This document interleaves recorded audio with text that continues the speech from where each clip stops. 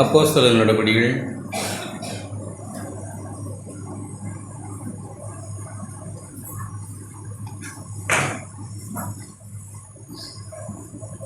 1ஆம் அதிகாரம். ரோமர் எழுதின நிருபம் 1வது அதிகாரம்.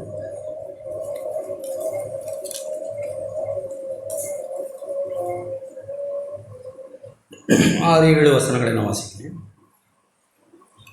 அவர் சகல ஜாதிகளையும் அவர்களுக்குள் இயேசு கிறிஸ்துவினால் அழைக்கப்பட்டவர்களாகிய உங்களையும் தமது நாமத்தின் நிமித்தம் விசுவாசத்துக்கு கீழ்ப்படிய பண்ணும் பொருட்டு எங்களுக்கு கிருபையும் அப்போஸ்தலர் ஊழியத்தையும் அருளி செய்தார். 16ஆம் அதிகாரம். ரோமர் அதே அதிகாரம். ரோமர் 16 25ஆம் வசனம்.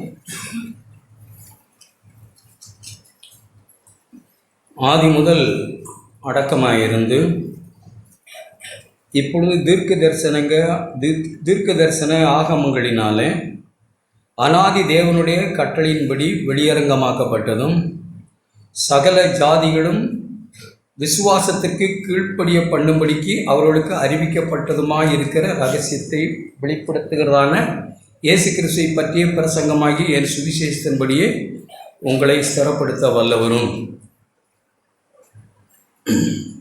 நம்முடைய கிறிஸ்தவ வாழ்க்கையில் தொடர்ந்து நாம் விசுவாசம் கேட்டுக்கிட்டே இருக்கிறோம்.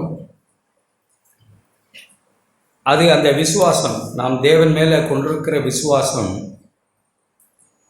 அது எப்போ நம்முடைய வாழ்க்கையில் நிறைவேறும்? நம்ம விசுவாசிக்கிற நிறைய விஷயங்களை, ஆனால் அது நம்முடைய வாழ்க்கையில் எப்போ அந்த வாக்குத்தத்தம், அந்த விசுவாசம், தேவன் நமக்கு சொன்ன வாக்குத்தத்தம், நாம் என்னத்தை விசுவாசிக்கிறவர்கள் அப்படின்னா, தேவன் நமக்கு வாக்கு பண்ணினதை விசுவாசிக்கிறவர்கள் அல்லது சொன்னவரை விசுவாசிக்கிறவர்கள். யார் வாக்குத்தத்தம் பண்ணி இருக்கிறாரோ அவரை நாம் விசுவாசிக்கிறவர்கள். வாக்குத்தத்தங்களிலும் பெரியவரை நாம் விசுவாசிக்கிறவர்கள். அந்த வாக்குத்தத்தங்களால் நம்முடைய வாழ்க்கையில் நிறைவேறணும் அப்படின்னா, நமக்கு தேவன் நம்முடைய இருதயத்தில் துவக்கின எபிரேயர் 12ஆம் அதிகாரத்தில் நாம் வாசிக்கிறோம். விசுவாசத்தை நம்முடைய இருதயத்தில் துவக்கினவர் அல்லது உண்டாக்கினவர், விசுவாச வார்த்தைகளை சொல்லி நம்மை அழைத்தவர் அப்படி சொல்லலாம். அந்த விசுவாச வார்த்தைகளை நமக்கு சொல்லி அழைத்தவர் அந்த விசுவாசத்தை முடிக்கவும் நிறைவேற்றி முடிக்கவும் வல்லவராக இருக்கிற இயேசுவை நோக்கி நாம் ஓடிக்கொண்டிருக்கிறோம். அப்போ ஆண்டவர் நம்முடைய வாழ்க்கையில் ஒரு விசுவாசத்தை, ஆண்டவருடைய வார்த்தையை, வாக்குத்தத்தத்தை விசுவாசிக்க நம்முடைய இருதயத்தில் உண்டு பண்ணி இருந்தால், அந்த விசுவாசத்துக்கு நாம் கீழ்ப்படியாமல் அந்த வாக்குத்தத்தம் நம்முடைய வாழ்க்கையில் கிடைக்காது. அதைத்தான் அப்போஸ்தலன் சொல்கிறார், விசுவாசத்துக்கு நம்ம கீழ்ப்படியணும். கீழ்ப்படிதல் அல்ல, நம்ம பிரித்து பார்க்கக்கூடாது. கீழ்ப்படிதல்ங்கிற அல்ல, நமக்கு தேவன் கொடுத்த விசுவாசத்துக்கு நம்ம கீழ்ப்படுகிறது. சும்மா எதுக்கும் கீழ்ப்படிய முடியாது, எதையும் விசுவாசிக்க முடியாது. எதையும் விசுவாசிக்கிறதுனால நமக்கு ஒன்றும் கிடைக்க போகிறதில்ல. வேதத்தில் கிறிஸ்துவுக்குள் நமக்கு வாக்கு பண்ணியிருக்கிற வாக்குத்தத்தங்கள் தான் நமக்கு நிறைவேறும். அல்லது தேவன் நம்முடைய வாழ்க்கையில் சொன்னவைகளை விசுவாசித்து கீழ்ப்படுகிறதுல அது நிறைவேறும். அவர் சொல்லாததை அநேகர் விசுவாசிக்கிறார்கள். அதுக்கு தேவன் உத்தரவாதியும் அல்ல. ஒரு சில காரியங்களை நான் அப்படி யோசிக்கிறேன். ஆபிரகாமை பற்றி நம்ம எத்தனையோ முறை வாசிக்கிறோம். ஆதியாகமம் புஸ்தகம் 12ஆம் அதிகாரத்தில் தான் அப்படி ஆபிரகாமை ஆரம்பிக்குது. அப்படி அழைத்த ஆண்டவர் ஆபிரகாமை உன் தேசத்தையும், முதல் வசனம் 12:1, ஆபிரகாமை நோக்கி உன் தேசத்தையும் உன் இனத்தையும் உன் தகப்பனுடைய வீட்டையும் விட்டு புறப்பட்டு நான் உனக்கும் காண்பிக்கும் தேசத்துக்கு போ. நான் உன்னை பெரிய ஜாதியாக்கி உன்னை ஆசீர்வதித்து உன் பெயரை பெருமைப்படுத்துவேன், நீ ஆசீர்வாதமாக இருப்பார். இது ஆபிரகாமுக்கு தேவன் சொன்ன வாக்குத்தத்தம். அல்லது ஆபிரகாமுக்கு தேவன் உன்னை சொல்லித்தான் அழைக்கிறாங்க. அந்த சொன்னவரை ஆபிரகாம் விசுவாசிக்கிறார். அப்படி ஆபிரகாம் விசுவாசித்து நாம் 15ஆம் அதிகாரம் எல்லாம் வாசிக்கிறோம். நாம்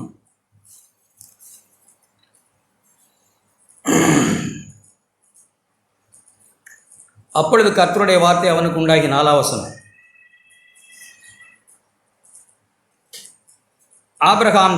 ஆபிரகாமுக்கு தேவன் இப்படி வாக்கு பண்ணிட்டார். ஆனால் ஆபிரகாமுக்கு குழப்பங்கள் உண்டாகுது. ஏன்னா அவருடைய சரீரம் பலவீனமானது, சாராளின் கற்பம் செத்தது. 3ஆம் வசனம். 2ஆம் வசனத்தில் வாசித்தோம்னா, எனக்கு பிள்ளை இல்லாமல் இருக்கிறேனே, என் வீட்டு விசாரணைக்காரன், 2ஆம் வசனத்தில் படி, என் வீட்டு விசாரணை கர்த்தனாய் இருக்கிறானே. இன்னும் ஆபிரகாம் தேவரீர் 3, எனக்கு புத்திர சந்தானம் அருளவில்லை, இதோ என் வீட்டிலே பிறந்த பிள்ளை எனக்கு சுதந்திரவாளியாக இருக்கிறான். யாரை சொல்லுகிறார்? எலியேசரை சொல்லுகிறார், நினைக்கிறார். அப்படி எங்கள் வம்சத்தில் பிறந்தவன் ஒருத்தர் இருக்கிறானே அப்படின்னு சொல்லுகிறார். அப்பொழுது கர்த்தர் 4ஆம் வசனம், கர்த்தருடைய வார்த்தை அவனுக்கு உண்டாகி, இவன் உனக்கு சுதந்திரவாளி அல்ல, உன் பிறப்பாய் இருப்பவனே உனக்கு சுதந்திரவாளியான் என்று சொல்லி வெளியே அழைத்து வந்து வானத்தை அண்ணாந்து பார்த்து, நட்சத்திரங்களை எண்ணக்கூடுமானால் எண்ணு, அவைகளை எண்ணு என்று சொல்லி பின்பு அவனை நோக்கி, உன் சந்ததி இப்படி இருக்கும் என்று ஆண்டவர் சொன்னார். அவன் கர்த்தரை விசுவாசித்தான். தேவன் ஒன்று சொன்னதை விசுவாசம். சும்மா நாம் எதையெல்லாமோ விசுவாசித்து கொண்டெல்லாம் கீழ்ப்படிஞ்சுக்கிட்டு இருக்க வேண்டியதான், அது ஒர்க் அவுட் ஆகாது. அவர் சொன்னது என்ன? அப்போ ஆபிரகாமுக்கு தேவன் ஒன்று சொல்லியிருக்கிறார், அந்த விசுவாசத்துக்கு அவன் கீழ்ப்படுகிறார். அவன் எப்படியெல்லாம் கீழ்ப்படிந்தான் அப்படின்னு நமக்கு தெரியும். 22ஆம் அதிகாரம்னு நினைக்கிறேன். அவன் அழைத்து கொண்டு போய் அந்த இடத்துக்கு யெகோவா ஈரே என்று சொன்னான். பலியிட்ட இடத்துக்கு என்ன பேர் வைத்தார் அவர்? யெகோவா ஈரே. கர்த்தருடைய பர்வதத்திலே 14ஆம் வசனம். ஆபிரகாம் அந்த இடத்துக்கு 22:14. ஆபிரகாம் அந்த இடத்துக்கு யெகோவா ஈரே என்று பெயரிட்டான். அதனாலே கர்த்தருடைய பர்வதத்தில் பார்த்து கொள்ளப்படும். தேவன் ஒன்று சொல்லி இருக்கிறார், அதை ஆபிரகாம் முழு இருதயத்தோடு, முழு பலத்தோடு, முழு ஆத்மாவோடு விசுவாசிக்கிறான். அந்த விசுவாசத்தினுடைய வெளிப்பாடு, நெருப்பு இருக்கு, விறகு இருக்கு, ஆடு எங்கே அப்படின்னு அவருடைய மகன் கேட்கிறான். ஆனால் வாக்கு பண்ணினவர் ஒருவர் இருக்கிறார், எனக்கு வாக்குத்தத்தம் பண்ணினவர் அதை நிறைவேற்றுவார், வாக்குத்தத்தம் பண்ணினவர் அதை பார்த்து கொள்வார் அப்படின்னு சொல்லி அந்த இடத்துல அவர் சொல்லுகிறார், கர்த்தருடைய பர்வதத்திலே பார்த்து கொள்ளப்படும் என்று விசுவாசித்தார். பார்த்து கொள்ளப்பட்டதா? பார்த்து கொள்ளப்படும். வாக்குத்தத்தம் பண்ணினவரே அப்படி நாம் விசுவாசித்து அந்த விசுவாசத்துக்கு கீழ்ப்படுகிறார். இன்னும் ஒரு ஸ்டெப் போனால் ரோமர், நம்ம எத்தனையோ முறை திரும்ப வாசிக்கிற 4ஆம் அதிகாரம். ஆபிரகாமுடைய விசுவாசம் இன்னும் பரிசுத்தமாகிறது. 4ஆம் அதிகாரம் 17ஆம் வசனம். அநேக ஜாதிகளுக்கு உன்னை தகப்பனாக ஏற்படுத்தினேன் என்று எழுதியிருக்கிறபடி, தேவன் சொல்லி இருக்கிறபடி, எழுதியிருக்கிறபடி மீன் தேவன் தான் எழுதினபடி, தான் சொன்னபடின்னு அர்த்தம். தேவன் சொன்னது தான் எழுதியிருக்கு, யாரோ எழுதி வச்சதில்லை. எழுதியிருக்கிறபடி அவன் தான் விசுவாசித்தவருமாய் சொன்னவரை விசுவாசிக்கிறான். அவ்வளோதான். சொன்னவரை விசுவாசிக்கிறதா, சொன்னதை விசுவாசிக்கிறது. சொன்னதையெல்லாம் விசுவாசிக்க முடியாது. இப்போ நிறைய பேர் நிறைய சொல்கிறாங்க, அதை நம்ம விசுவாசிக்க முடியாது. சொன்னவர் யார்? சொன்னவர் எப்படிப்பட்டவர்? அவரை விசுவாசிக்கிறோம். அந்த சொன்னவரை அவன் விசுவாசிக்கிறான். அவர் என்ன சொல்லியிருக்கிறார், அவர் எப்படிப்பட்டவர் அப்படின்னு சொல்றாருன்னா, மரித்தோரை உயிர்ப்பித்து இல்லாதவைகளை இருக்கிறவர்களைப் போல வரவழைக்கிறவராயிருக்கிற தேவன் அவர். என்னுடைய ஆண்டவர், நான் விசுவாசிக்கிறவர், எனக்கு வாக்குத்தத்தம் சொன்னவர். அவர் யார்னா, மரித்தோரை உயிர்ப்பித்து இல்லாதவைகளை இருக்கிறது போல வரவழைக்கிற என் தேவன். அவர் சொல்லி இருக்கிறார், அதனால நான் அவருக்கு கீழ்ப்படிவேன்னு சொல்லி தான் கத்தி எடுத்து ஓங்கணும். கர்த்தர் பார்த்துக்கிட்டாரா? பார்த்து கொண்டார். அவர் வாக்கு மாறாதவர். 146ஆம் சங்கீதம்.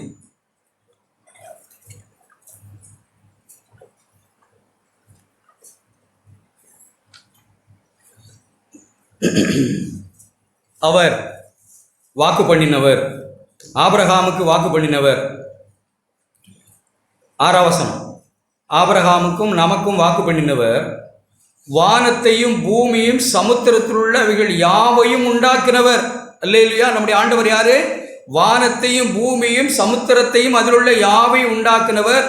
அவர் என்றென்றைக்கும் உண்மையை காக்கிற தேவன், அவர் சொன்னதை நிறைவேற்றுகிற தேவன். ஆபிரகாம் அப்படிதான் விசுவாசித்தார்.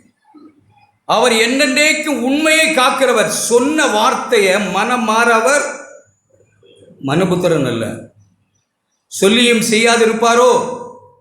எண்ணாகமம் 23ஆம் அதிகாரம் எடுத்தவங்க வாசிங்க.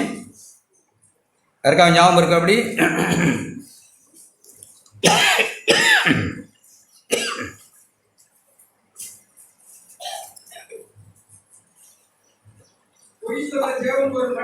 பத்தொன்பதாம் வசனம், பொய் சொல்ல தேவன் மனிதன் அல்ல.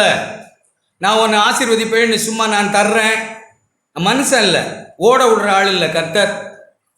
ஏமாத்துகிறவர் அல்ல, வஞ்சிக்கிறவர் அல்ல. அவர் பொய் சொல்ல தேவன் மனிதன் அல்ல, மனம் மாற அவர் ஒரு மனுபுத்திரனும் அல்ல. அவர் சொல்லியும் செய்யாதிருப்பாரா? இருப்பாரா?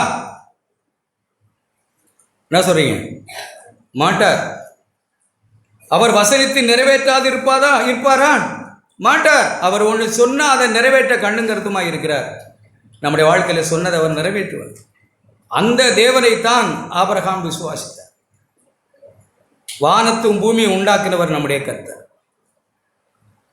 அவர் உண்மையை காக்கிற தேவன். என் ஆண்டவர்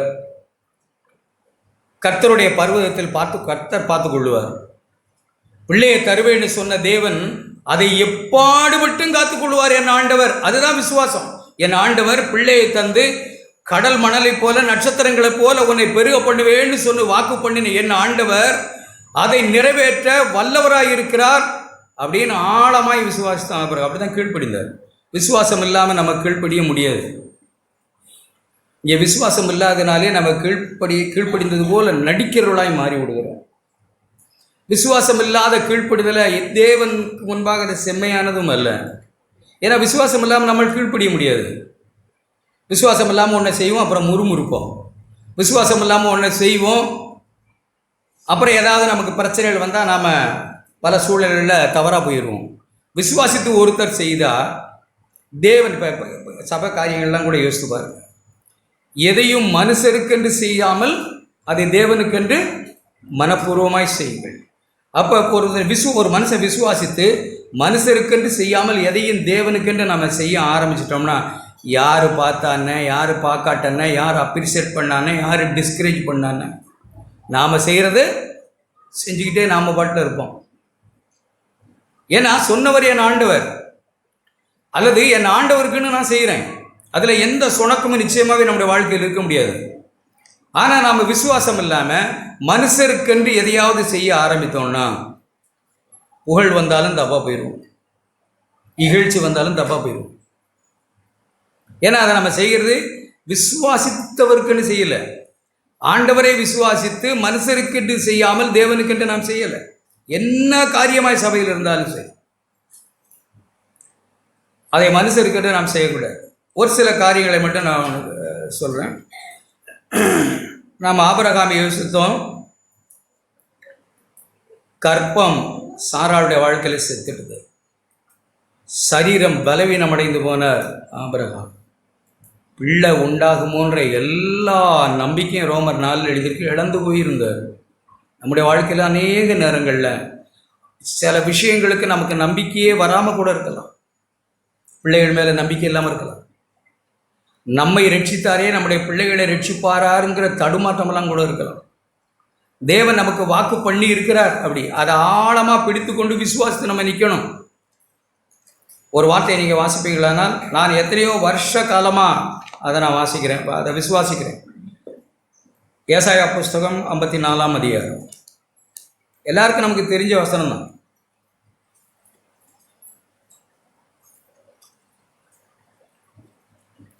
நம்ம மேலேயோ, நம்ம சண்டே கிளாஸ் மேலேயோ, நம்முடைய சபை மேலேயோ நம்மளை அறியாமலே நம்ம செய்கிறது தான் அதெல்லாம். நல்ல சபையில் நல்ல சண்டே கிளாஸுக்கு அனுப்பின பிள்ளைய தான் இன்னைக்கு நல்லா இல்லையா? அதனுடைய அர்த்தம் என்னன்னா, நாம் எதையோ ஒன்றை நம்பிட்டோம், கர்த்தரை நம்பலைன்னு அர்த்தம். வாக்குத்தத்தம் பண்ணாத ஒன்றை நம்பிட்டோம். இங்கே என்ன எழுதியிருக்கு? 54ஆம் அதிகாரம் 13ஆம் வசனம். உன் பிள்ளைகள் எல்லாரும் கர்த்தரால் போதிக்கப்பட்டிருப்பார்கள், உன் பிள்ளைகளுடைய சமாதானம் பெருசாக இருக்கும் என்று ஒருவர் சொல்லியிருக்கிறார். யாரு? தேவன். அவரை விசுவாசித்து தான் பெரம்பெடுக்கிறோம். பெரம்பெடுத்தா பிள்ளைகள் நல்லாயிரம்லாம் எடுத்து பார்த்தோம், நல்லாவில் மிரட்டி உருட்டி எல்லாம் பார்த்தோம், நல்லாகலை. சொன்னவரை விசுவாசிக்காமல் நம்முடைய திறமைகள்லையும் புத்திசாலித்தனங்கள்லையும் நீங்கள் தப்பாக விளைவிக்கக்கூடாது. சண்டே கிளாஸு அது இது பல ஆக்டிவிட்டீஸ் எல்லாம் அனுப்பி பிள்ளைகளை பார்த்தோம். அப்புறம் எப்படி இப்படி ஆச்சு அப்படின்னா, சொன்னவரிலே நம்முடைய விசுவாசம் இல்லை.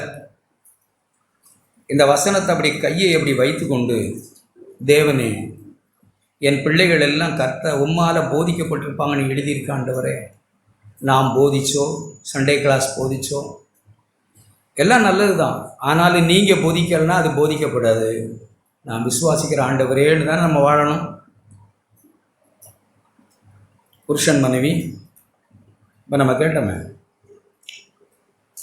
எப்படியோ சீர்கட்டி எப்படியோ கிடந்த நம்மை மாற்றினேன்னு சாட்சி சொல்கிறாரு. அவர் ஒரு பிள்ளைகளை பார்த்தா அதீரியப்பட்டால் எப்படி இருக்கும்? நம்மை மாற்றினவர் நம்ம பிள்ளைகளை ரசிக்க மாட்டாரா? என்னை இப்படி சீர்கிட்டு கிடந்த என்னை, பாவியும் துரோகியுமாய் இருந்த என்னை தம்முடைய குமாரனுடைய மரணத்தினாலே புதுசாக்கி பரிசுத்தமாக்கின என் ஆண்டவர் என் பிள்ளைகளை பரிசுத்தமாக்க மாட்டாரா? ஆண்டவரே உங்கள் ஆழமாக நான் நம்புகிறேன், இந்த வார்த்தையை நான் நம்புகிறேன்னு விசுவாசிக்கலாம் எப்படி இருக்கும்? அப்படி சூழ்நிலைகளில் நம்ம கர்த்தருடைய வார்த்தையை ஆழமாக விசுவாசிக்கணும். 17ஆம் வசனத்தை நான் இப்படி வாசிக்கிறேன். அதுக்கு நடுவில் ஒரு சில வசனங்கள் எழுதியிருக்கு, வீட்டில் போய் வாசி. உன் பிள்ளைகள் எல்லாரும் 13 படிக்கிறேன். உன் பிள்ளைகள் எல்லாரும் கர்த்தரால் போதிக்கப்பட்டிருப்பார்கள், உன் பிள்ளைகளுடைய சமாதானம் பெருசாக இருக்கும். 17 கடைசி. இது போதிக்கப்பட்டிருப்பார்கள் என்று ஆண்டவர் கொடுத்திருக்கிற இந்த வாக்கு தத்துவம், இது நான் அப்படி வாசிக்கிறேங்க.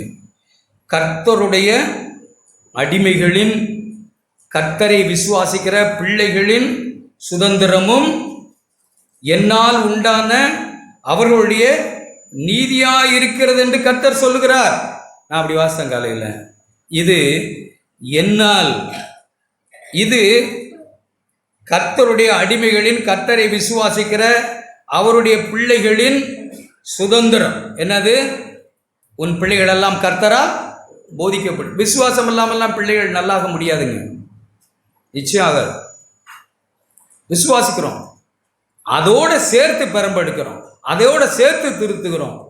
சொன்னவரை விசுவாசித்து இப்படி நீங்கள் சொல்லியிருக்கீங்க அதனால இதை செய்கிறேங்கிறதானே தவிர, நானா ஒரு பரிசுத்தமும், நானா என்னுடைய பேர், என்னுடைய நீதி, இதெல்லாம் நான் எனக்கு தக்க வச்சுக்கிறதுக்காக நான் உன்னை பிள்ளைகள் மேலே செய்தோன்னா அது பயங்கரமாய் செதறிடும். ஏன்னா இது எனக்கு நான் மகிமையை தேடுகிறேன், சொன்னவரை நான் விசுவாசிக்கலை, அவர் வாக்கு பண்ணினதை நான் விசுவாசிக்கலை. ரொம்ப சிரமப்படுகிறவர்கள் இங்கே இருக்கிறோம். தும்ப விட்டுட்டு என்ன சொல்லுவாங்க, தும்ப விட்டுட்டு வாழை பிடிக்கும். ஆண்டவருடைய வார்த்தை மேல் நம்பிக்கை இல்லை, விசுவாசம் இல்லை. படிக்கிற காலங்களில் தப்பாக எடுத்துக்க வேண்டியதில்லை, படிக்கிற காலங்களில் படிப்பு தாண்டு நம்ம கண்ணும் கருத்துமா ஓடி விரட்டி, என் பிள்ளைகளும் படித்தது தான், ஓடி விரட்டி மார்க்கில் தான் கண்ணும் குறியுமா இருந்தோம். அது மார்க்கை வாங்கி கொடுத்ததோ கொடுக்கலையோ அதோட எல்லாத்தையும் விட்டுட்டு. ஏன் அப்படின்னா, நாம் அதில் தான் கவனம் செலுத்தணும். வாக்குத்தத்தம் பண்ணினவர் மேல் என் பிள்ளைங்க உங்களால் போதிக்கப்படணும்னா ஆண்டவர் போதிப்பாங்க. நாம் எவ்வளவோ போதிச்சு வந்தோம், ஆனால் நம்முடைய போதனையை காட்டலாம் அவர் ஒரு வார்த்தை சொன்னால் போதும், நம்முடைய பிள்ளை பிழைத்துக்கொள்ளும். அந்த ஒரு வார்த்தை சொல்ல நாம் விசுவாசிக்கணுமா வேணாமா? அவரே விசுவாசிக்கணும். எல்லாரும் வாக்குத்தத்தம் பண்ணினவரை நாம் விசுவாசிக்க பழகிடணும். சில காரியங்களை நான் கடந்த நாட்களில் இப்படி வாசித்தேன். நம்ம எத்தனையோ முறை கேட்டது தான். நான் இப்போ திரும்ப ஒரு முறை வாசித்த போது விசுவாசத்துக்கு நாம் எப்படி கீழ்ப்படுகிறது, எப்படி கீழ்ப்படிஞ்சாங்க. யோவான் சுவிசேஷம் 2ஆம் அதிகாரம். நம்ம எத்தனையோ முறை கல்யாண வீட்டு காரியங்களை நம்ம பேசியிருக்கிறோம். ஆனால் நான் அந்த விசுவாசத்துக்கு எப்படி அவங்க கீழ்ப்படிஞ்சாங்க அப்படின்னு அதை வாசிக்கிறேன். குறைவுபட்ட போது 3ஆம் வசனம், யோவான் 2:3.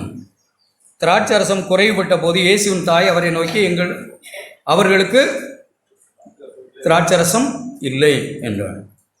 உனக்கும் எனக்கும் என்ன, என் வேலை இன்னும் வரவில்லை. அவருடைய தாய் வேலைக்காரரை பார்த்து, அவர் உங்களுக்கு என்ன சொல்லுகிறாரோ அதன்படி செய்யுங்கள். அவர் உங்களுக்கு என்ன சொல்லுகிறாரோ அதன்படி செய்யுங்கள். யூதர்கள் தங்களை சுத்திகரிக்கும் முறையின்படியே ஒவ்வொன்றும் 2-3 குடம் தண்ணீர் கொள்ளத்தக்கதாக 6 கற்சாடிகள் அங்கே வைத்திருந்தது. இயேசு வேலைக்காரரை நோக்கி, ஜாடியிலே தண்ணீர் நிரப்புங்கள் என்றால் அவர்களை நிறைய நிரப்பினார்கள். இப்போ பிரச்சனை என்ன? தண்ணி இல்லைன்னு பிரச்சனையா? என்ன பிரச்சனை? திராட்சரசம் இல்லைங்கிறது பிரச்சனை. ஆண்டவர் என்ன சொல்கிறாங்க? 1 கிலோ திராட்சரசம் வாங்கிட்டு வாங்க, நான் 100 கிலோவாக மாற்றிடுறேன். அல்லது 1 பாட்டில் திராட்சரசம் வாங்கிட்டு வாங்க, நான் 100 பாட்டிலாக மாற்றிடுறேன்னு சொன்னால் அதில் ஏதாவது ஒரு இது இருக்க முடியும். இப்போ என்ன சொல்கிறாங்க ஆண்டவர்? என்ன ஆண்டவர், தண்ணியை நிரப்ப சொல்கிறீங்க? அதுதான் நம்மளுடைய சுய புத்தி சொல்லுது. அவர் என்ன சொன்னார்? தண்ணியை நிரப்புங்க. என்னங்க அவங்க எப்படி, நான் அதை வாசிக்கும் போது அவங்க எப்படி நிரப்பினாங்கன்னு எழுதியிருக்குன்னா, நிறைய நிரப்பினார்கள். தண்ணி தானே, சும்மா கொஞ்சம் அரை தொட்டி தண்ணி ஆக்கினாலும் முழுசாக்கலாம் அவரால். தண்ணி ஊற்றலைனாலே திராட்சரசமாக ஆக்கலாம். இது ஒரு வம்பாடா? தண்ணியை ஊற்றித்தான் தண்ணியை திராட்சரசமாக மாற்றணுமா? அவரால் தண்ணியை ஊற்றாமலே திராட்சரசமாக மாற்ற முடியாதா? நீ இவ்வளோ சந்தேகமாக இருக்கு. மீனை போய் வலையில் விழுனா விழும், விழாதானா விழாது. இவனை முழுங்கிரும், கக்குனா கைக்கிரும். காற்றே அப்படியே நில்லுன்னா நின்றுடும், வீசுனா வீசும். இதுதான் கர்த்தர். அப்போ அவ தண்ணி திராட்சரசம் ஆகட்டும்னு ஆயிராதா? அப்போ ஆண்டவர் சொல்லுகிற ஒரு விஷயத்துக்கு மனப்பூர்வமாய் அவர்கள் கீழ்ப்பிடிக்கிறாங்கன்னு தான் ஆண்டவர் பார்க்குறாங்க. தண்ணியை நிரப்புங்க. இவ்வளோ தண்ணியை நிரப்புறதா என்ன சிரமம் இருக்கும்? ஏன்தான்? சொன்னவர் யார்? என்ன சொல்லுகிறார்? சொன்னவர் யார்? சொன்னவர் தேவன். அப்படியே தண்ணியை ஃபுல்லாக நிறைய நிரப்புனாங்கன்னு எழுதியிருக்கு. அடுத்து எழுதியிருக்கு, அதை மொண்டு என்ன செய்ய? மொண்டு திராட்சை எப்படி எழுதியிருக்கா? மொண்டு பந்தி விசாரி 8ஆம் வசனம். நீங்கள் இப்பொழுது மொண்டு பந்தி விசாரிப்புக்காரத்தில் கொண்டு போங்கள். எவ்வளோ சோதனை! நிரப்ப சொன்னது என்னது? தண்ணி. இதை மொண்டு கொடுங்கன்றாங்க. ஐயோ, தண்ணியை மொண்டுக்கிட்டு போய் ஒருத்தருக்கு கொடுத்தா என்ன சொல்லுவாங்க அவங்க? நாங்கள் என்னத்துக்கு வந்திருக்கோம் இங்கே? தண்ணியாக நான் கொடுக்குறது தண்ணியாகவே இருந்தால் எவ்வளோ சந்தேகங்கள் இருக்கும். செஞ்சு பார்க்குறீங்களா? அப்படி தண்ணியை கொண்டு போய் தண்ணியை மொண்டு கொடுங்கன்றாங்க. நிரப்புனது என்னது? தண்ணி. இப்போ தண்ணியை கொண்டு போய் பந்தி விசாரிங்கன்றாங்க. கொண்டு போகும்போது அவங்க கொடுக்குற இடத்துல தண்ணியாகவே இருந்தால், எதையுமே சுய புத்தி, ஞானம், நம்முடைய பக்தி, நம்முடைய நீதி, நம்முடைய பாஸ்ட் எக்ஸ்பீரியன்ஸ் எதையுமே சிந்திக்கக்கூடாது. விசுவாச வாழ்வு அதுதான். அப்போ என்ன சொல்கிறாங்களோ அப்படியே கீழ்ப்பிடிச்சு போயிட்டே இருக்கும். விசுவாசத்தை கீழ்ப்பிடிஞ்சிடணும். தண்ணியை கொண்டு போய் கொடுத்தாங்களா? நமக்கு எல்லாம் தெரியும். தண்ணியை கொண்டு போய் கொடுத்தாங்களா? என்னவா இருந்தது? சொன்னவரை அப்படியே நம்பி கீழ்ப்பிடிஞ்சாங்க. அது நடந்துட்டு நாங்கள் நிரம்ப பாட்டோம்னா என்ன நடந்திருக்கும்னு நினைக்கிறீங்க? நடக்காது, நிச்சயமாக நடக்காது. ஆனால் அப்படி ஒரு துரதிஷ்டம் நடக்கலை. அடப்போங்கய்யா, தண்ணியை நிரப்ப சொல்லியிருக்கீங்க, திராட்சரசம் இல்லைன்ட்டு பிரச்சனை, தண்ணியை நிரப்ப சொல்லிக்கிட்டு இருக்காரு, நேரத்தையும் பொழுது வீணாகிக்கிட்டு இருக்காதா அப்படின்னு என்ன நடந்துரு? ஒன்றும் நடந்திருக்காது. ஆனால் அப்படிலாம் நடக்கலை. சொன்னவரை அப்படியே நம்பினாங்க. தெய்வத்திட்ட தானே போய் மரியம்மா சொன்னாங்க. என்ன சொன்னாங்க? திராட்சரசம். ஏன் அவர்கிட்ட சொல்லணும்? ஏன் மரியம்மா இயேசுகிட்ட சொல்லணும்? அவர் தேவன்னு மரியம்மாவுக்கு தெரியும். அவர் தண்ணியை திராட்சரசமாய் செத்தவங்களை உயிரோடு எழுப்புகிறவர்னு மரியம்மாளுக்கு புரியும். சங்கதிகள் எல்லாம் இருதயத்திலே மறைத்து வைத்திருந்தா மரியம். இவர் தேவன், இவரால் எல்லாம் ஆகும். இல்லைன்னா அவர்கிட்டயும் போய் சொல்லணும். காசு வச்சிருக்காரா? மொய் போட ஏதாவது பணம் கொண்டு வந்திருப்பார், அவ்வளவுதான். வேற எதுவும் வச்சிருப்பாரா? அப்ப விசுவாசிக்கிறாங்க, இவர்கிட்ட சொன்னா இது நடக்கும், அவர் சொன்னால் நடக்கும்னு விசுவாசி தண்ணி ஊற்றுனாங்க, எல்லாம் திராட்சரசமாச்சு. இது எங்கே இருந்தது நமக்கு எல்லாம் சம்பவங்கள் தெரியும். இப்படி தேவன் ஒன்றை சொன்னால் அவர் என்ன சொல்லுகிறாரு? அது உங்களுக்கு அவர் என்ன சொன்னார்? நிரப்புங்கன்னு சொன்னாங்க. அவர் சொன்னவரை விசுவாசித்து தண்ணியை நிரப்புனாங்க. காரியங்கள் மாறிடுச்சு. நம்முடைய வாழ்க்கையில் அதை அப்படித்தான் நம்ம பார்க்கணும். எப்போவுமே விசுவாசத்துக்கு அப்படித்தான் நம்ம கீழ்ப்படியாமல் ஒன்றுமே நடக்காது. கீழ்ப்படியாமல் நான் நடக்கணும்னு சொல்லி ஏதோ நம்ம விசுவாசிக்கிறதெல்லாம் நடக்கணும்னு எதிர்பார்த்துட்டு உட்காந்துடக்கூடாது. அவர் என்ன சொன்னவர் என்ன சொன்னார்? தண்ணியை நிரப்புங்கன்னு சொல்லியிருக்காரா? நிரப்புனா நடக்கும். இன்னொரு சம்பவம் சொல்கிறேன் உங்களுக்கு.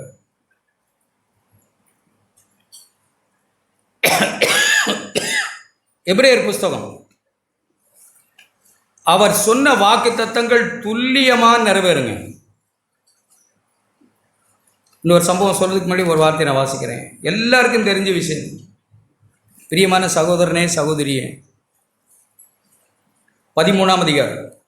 வீணாய் நம் நேரத்தையும் பொழுதையும் தூங்கி சபைக்கு வந்து ஏதோ அனாவசியமாய் நம்ம போகக்கூடாது. தேவனுடைய வாக்கு தத்தங்களை அப்படியே விசுவாசித்து கீழ்ப்படிந்து அது ஆம் என்றும் ஆமேன் என்றும் இருக்கிறது கிறிஸ்துவுக்குள். அது அப்படியே ஆகும். 13ஆம் அதிகாரம் 5ஆம் வசனம். நீங்களும் பண ஆசை இல்லாதவர்களாய் நடக்கணும். பண ஆசை இல்லாதவர்களாக இருக்கிற நம்ம வாழ்க்கையில் அப்படி நடக்கையில் பார்க்குறோம். நம்முடைய குடுக்கல் வாங்கல் எல்லாவற்றிலும் பண ஆசை இல்லாதவர்களாய் நடக்கிறோமனா அப்படின்னு நம்மளை பார்க்கணும். எனக்கு இருக்கிறது போதும், இந்த சூழ்நிலைக்கு இந்த வருமானம் போதும், இந்த பணம் போதும். நான் யாரையும் பார்க்க விரும்பலை.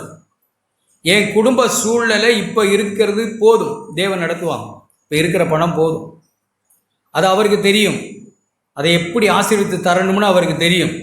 இருக்கிறது போதும் என்று எண்ணுங்கள். முதல்ல உங்கள் வாழ்க்கையில் இப்படி காரியங்களை நடப்பீங்க. முதல்ல மனசில் எண்ணுங்க, இருக்கிறது போதும்னு எண்ணுங்க. அவர் என்ன சொல்லியிருக்கிறார்? உன்னை விட்டு விலகுவதில்லை, உன்னை கைவிடுவதில்லை என்று அவர் யாரு? தவணைக்காரரா? சொல்கிறேன் கேளுங்க. ஒரு சிலருடைய, நீங்கள் தப்பாக விளங்கக்கூடாது, ஒரு சிலருடைய பண கஷ்டங்கள் தங்களை தொட்டு தங்கள் பிள்ளைகளையும் போய் தொடுது. நான் பார்க்குறத சொல்கிறேன். உங்கள் பண பிரச்சனை உங்களுடைய குடும்பத்தையும் குழப்பி உங்கள் பிள்ளைகளுடைய வாழ்க்கையும் போய் சீரழிக்குது. ஏன் அப்படின்னா, வரவுக்கு மிஞ்சின செலவு. அவன் தான் சொல்ல, நாங்கள் இருக்கோன்றானே. டிவியில் விளம்பரத்தில் என்ன சொல்கிறான்? நாங்கள் இருக்கோம் அப்படின்றான். கீழு வாசலில் மணி அடித்து ஒருத்தர் வந்து நிற்கிறார், வண்டியில் ஆறுன்னு அடித்து, நான் இருக்கேன் அப்படின்னு சொல்கிறாரு. நீ இருக்கியா? குடு குடு குடு குடு. வாங்கியாச்சா? அப்புறம் அதுக்காக வேலை செய், அதுக்காகவே மெனக்கிறது. சபையாவது என்னாவது அதுலேயே மண்டிக்கிட்டு கிடக்கிறது. ஏன் இத்தனை இஎம்ஐ கட்டணும்? யாரு? உனக்காக நான் இருக்கிறேன்னு ஒருத்தர் வந்து நிற்கிறாரு வாசல்ல. அவருக்கு கொடுக்குற தைரியத்தை நம்பி வாங்கி வாங்கி வாங்கி நிறைய வாங்கியாச்சு. எனக்கு தெரியல, சிலர் சொல்கிறது தான் கேட்குறேன். குழு 10 குழு கட்டணா அந்த தேதியில் கட்டணும். இதுக்காகவே மண்டையை உட, இதுக்காகவே கவலைப்படி, இதுக்காகவே உழைச்சி உழைச்சி உழைச்சி உழைச்சி சபையாவது விசுவாசமாவது நம்பிக்கையாவது. சொன்னவரை விசுவாசம் இல்லை. வாசலில் வந்து சொல்லிட்டு போகிறான் பாருங்க, கிடுகிடுன்னு. அவன் சொன்னதை கேட்குற மாதிரி கேட்டுக்கிட்டு சொன்னவர் மேலே விசுவாசம் அல்ல. இருக்கிறது போதுமாகல கால் வைக்காத. உனக்கு இருக்கிறது போதும்னு நினை. இருக்கிறது போதும், பண ஆசைக்கு நான் போக வேண்டியதில்லை. நான் உணர்கிறேன், நான் விசுவாசிக்கிறத சொல்கிறேன். என்னை விட்டு விலகலை, என்னை கைவிடலை. எனக்கு நல்ல விசுவாசம், நம்பிக்கை இருக்குது. அவர் சொன்ன வாக்குத்தத்தம் 100% உண்மை. வாங்குறவனா வைச்சிருந்த காலத்துலேயும் யார்ட்டையும் வாங்கலை, கொடுக்குறவனா வச்சிருக்கிற காலத்தில் கொடுத்துன்னு தான் சொல்கிறான். அவருடைய வாக்குத்தத்தம் அப்படி வானம் பூமியும் ஒளியும். அவர் நமக்கு சொன்ன வாக்குத்தத்தம், உன்னை விட்டு விலக மாட்டேன், கைவிட மாட்டேன்னா விலக மாட்டார், கைவிட மாட்டார். விசுவாசிக்க வேண்டாமா எல்லாரும்? நாம ஆழமாய் நமக்கு எப்படிப்பட்ட அருமையான வாக்குத்தத்தங்கள் இருக்குன்னு தெரியுமா? 2 பேதுரு, நான் ஆண்டவருடைய வார்த்தைகளை விசுவாசிக்கிறேன்.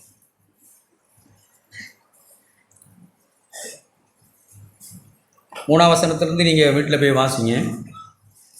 4ஆம் வசனம் மட்டும் நான் வாசிக்கிறேன். இச்சையினால் உலகத்தில் உண்டான கேட்டுக்கு தப்பி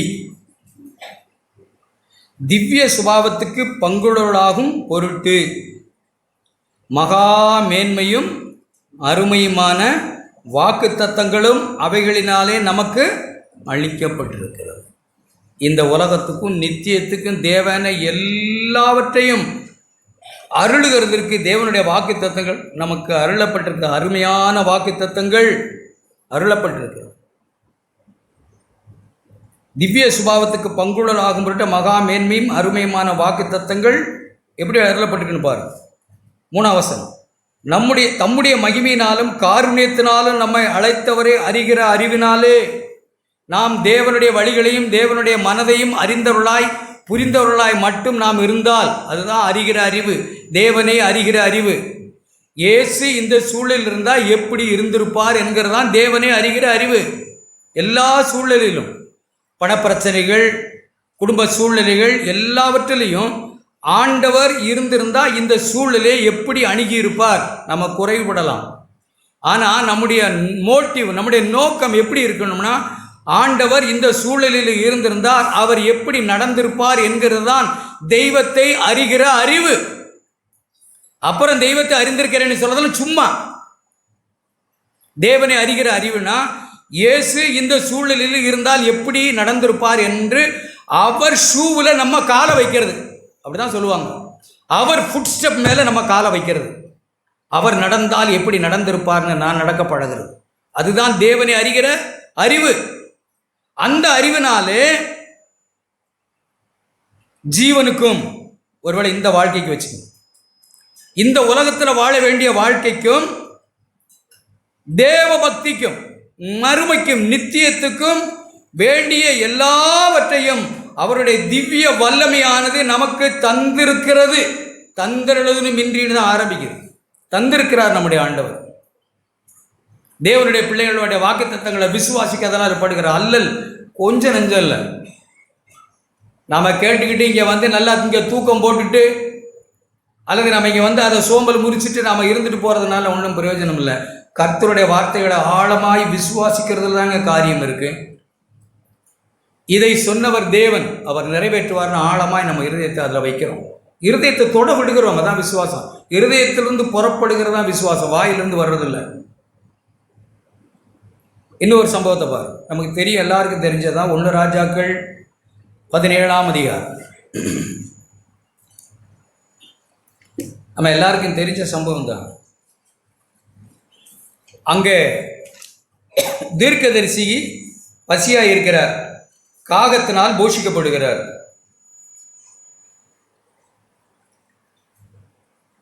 7ஆம் வசனம், தேசத்தில் மழை பெய்யாதபடியினால் சில நாட்களுக்கு பின்பு அந்த ஆறு வற்றி போயிட்டு தண்ணியும் இறைச்சி இல்லாமல் போயிட்டு.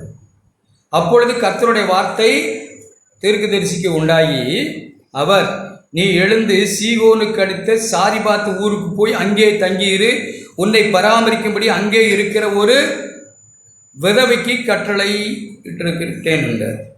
நமக்கெல்லாம் விட்டு போய் நீ வாசி எல்லாம் சொல்ல நேரம்.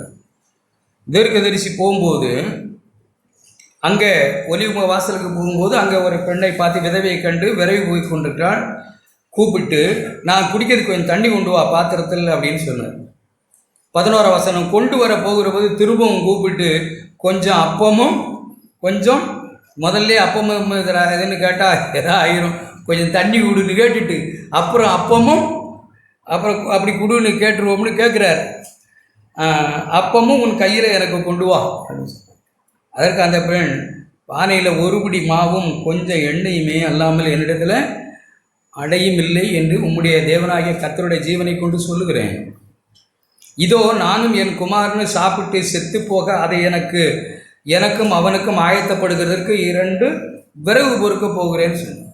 தீர்க்கதரிசி எலியா அவளை பார்த்து, பயப்படாத, நீ போய் சொன்ன வார்த்தையின்படி அதை சுட்டு திருட்டி செத்து போங்க அப்படியும் பார்க்கலாம், அல்லது நீ சொன்னபடியே சுடு அப்படியும் எடுத்துக்கொள்ளலாம். பயப்படாதே, நீ போய் உன் வார்த்தையின்படி ஆயத்தப்படுத்து. ஆனாலும் முதல் அதிலே எனக்கு ஒரு சிறிய அடைய பண்ணி என்னிடத்தில் கொண்டு வா, பின்பு உனக்கும் உன் குமாரனுக்கும் பண்ணணும். இருக்கிறதே இம்மா, அதில் போய் ஒன்று எடுக்குது பாருங்க, அதில் சுட்டு கொண்டு வாங்க. எல்லா விவரமும் தெரிஞ்ச பிறகு சொல்கிறேன். அந்த பெண் கர்த்தரை விசுவாசிக்கிறவள். பாருங்க என்ன எழுதியிருக்கு. 14, கர்த்தர் தேசத்தின் மேல் மழையை கட்டளையிடும் நாள் மட்டும் பானையில் மா செலவழிந்து போவதும் இல்லை, கலசத்தில் எண்ணெய் குறைந்து போவதும் இல்லை என்று இஸ்ரவேலின் தேவனாகிய கர்த்தர் சொல்லுகிறார் என்று தீர்க்கதரிசி அவளிடத்தில் சொன்னார். அவள் அதை விசுவாசித்தாள். போய் எலியா சொற்படி செய்தாள். விசுவாசத்துக்கு அப்படித்தான் நம்ம கீழ்ப்படிய முடியும். எலியா சொன்னபடி போய் செய்தாள். என்னது சொல்லலாமா தெரியலையே, சரி வேணும். ஏன் நிலையே இது, இதுக்கு நடுவில் இதையும் கேட்டு வாங்குறாரே அப்படின்லாம் தயங்கிக்கிட்டு இல்லை. சொன்னவர் தேவனுடைய மனுஷன், ஜீவனுள்ள தேவனுடைய வார்த்தை எனக்கு சொல்லியிருக்கிறார். அந்த தேவனாகிய கர்த்தர் பொறுப்படுத்திக் கொள்வார் என்று அவள் அப்படியே செய்தாள். அவளும் இவனும் அவள் வீட்டாரும் அநேக நாள் சாப்பிட்டார். ஒரே ஒரு வார்த்தையை சொல்லி முடிச்சிடுறேன், நமக்கு எல்லாருக்கும் தெரிஞ்சது. முதலாவது என்ன சொல்கிறாங்க ஆண்டவர்? முதலாவது தேவனுடைய ராஜ்யத்தையும் நீதியும் தேடுங்கள், எல்லாம் உங்களுக்கு சொன்னது யாரு? ஆனால் நம்ம முடியல இல்லை, அது சொன்னவர் மேலே அவ்வளோ நம்பிக்கை இல்லை, சொன்ன ஆண்டவர் மேலே நமக்கு விசுவாசம் இல்லை. அப்படியானா முதலாவது நாம் என்ன செய்யணும்? தேவன் அவருடைய நாமம் மகிமைப்படணும். புசித்தாலும் குடித்தாலும் தேவனுடைய நாமம் மகிமைப்படணும். என்னன்னாலும் முதல்ல தேவன் தான் நம்முடைய காரியங்கள் இருக்கும். ஏன்னா வானத்தையும் பூமியை உண்டாக்கினவர் சொன்ன வார்த்தை, முதலாவது தேவனுடைய ராஜ்யமும் நீதியும் தேடுங்கள். தேவனுடைய ராஜ்யம் என்ன? தேவனுடைய ராஜ்யம் என்ன? புசிப்பும் குடிப்பும் இல்லை, அது நீதி சமாதானம் ரோமர் 14 எழுதியிருக்கு. அது நீதி சமாதானம் பரிசுத்த ஆவியினால் உண்டாகிற சந்தோஷம். இதை தேடுற மனதான் தேட சொல்றாங்க. என்ன தேட சொல்றாங்க? அவருடைய நீதியை நீ அடைஞ்சு நீதி செய்யணும். அதான் நீதினா என்னன்னா, நான் ஏதோ உண்டாக்குறது இல்லை நீதி. முதலாவது தேவனுடைய ராஜ்யத்தையும் அவருடைய நீதி ஒன்று இருக்கு. ஏன் நீதி இல்லை? பரிசேயருடைய நீதியை விட உங்க நீதி அதிகமா இருக்கணும்னு சொன்னார். அப்ப என்ன, அவங்க வாரத்தில் 2 நாள் உபவாசித்தா நான் 4 நாள் உபவாசிக்கணுமா? அது வெளியரங்கமானது, இது உள்ளானது. மனுஷர் காண வேண்டும் என்றல்ல, அந்தரங்கத்தை பார்க்கிற தேவன், அதுதான் அதிகம். முதலாவது தேவனுடைய ராஜ்யம்னா என்ன எழுதியிருக்கு? நீதி.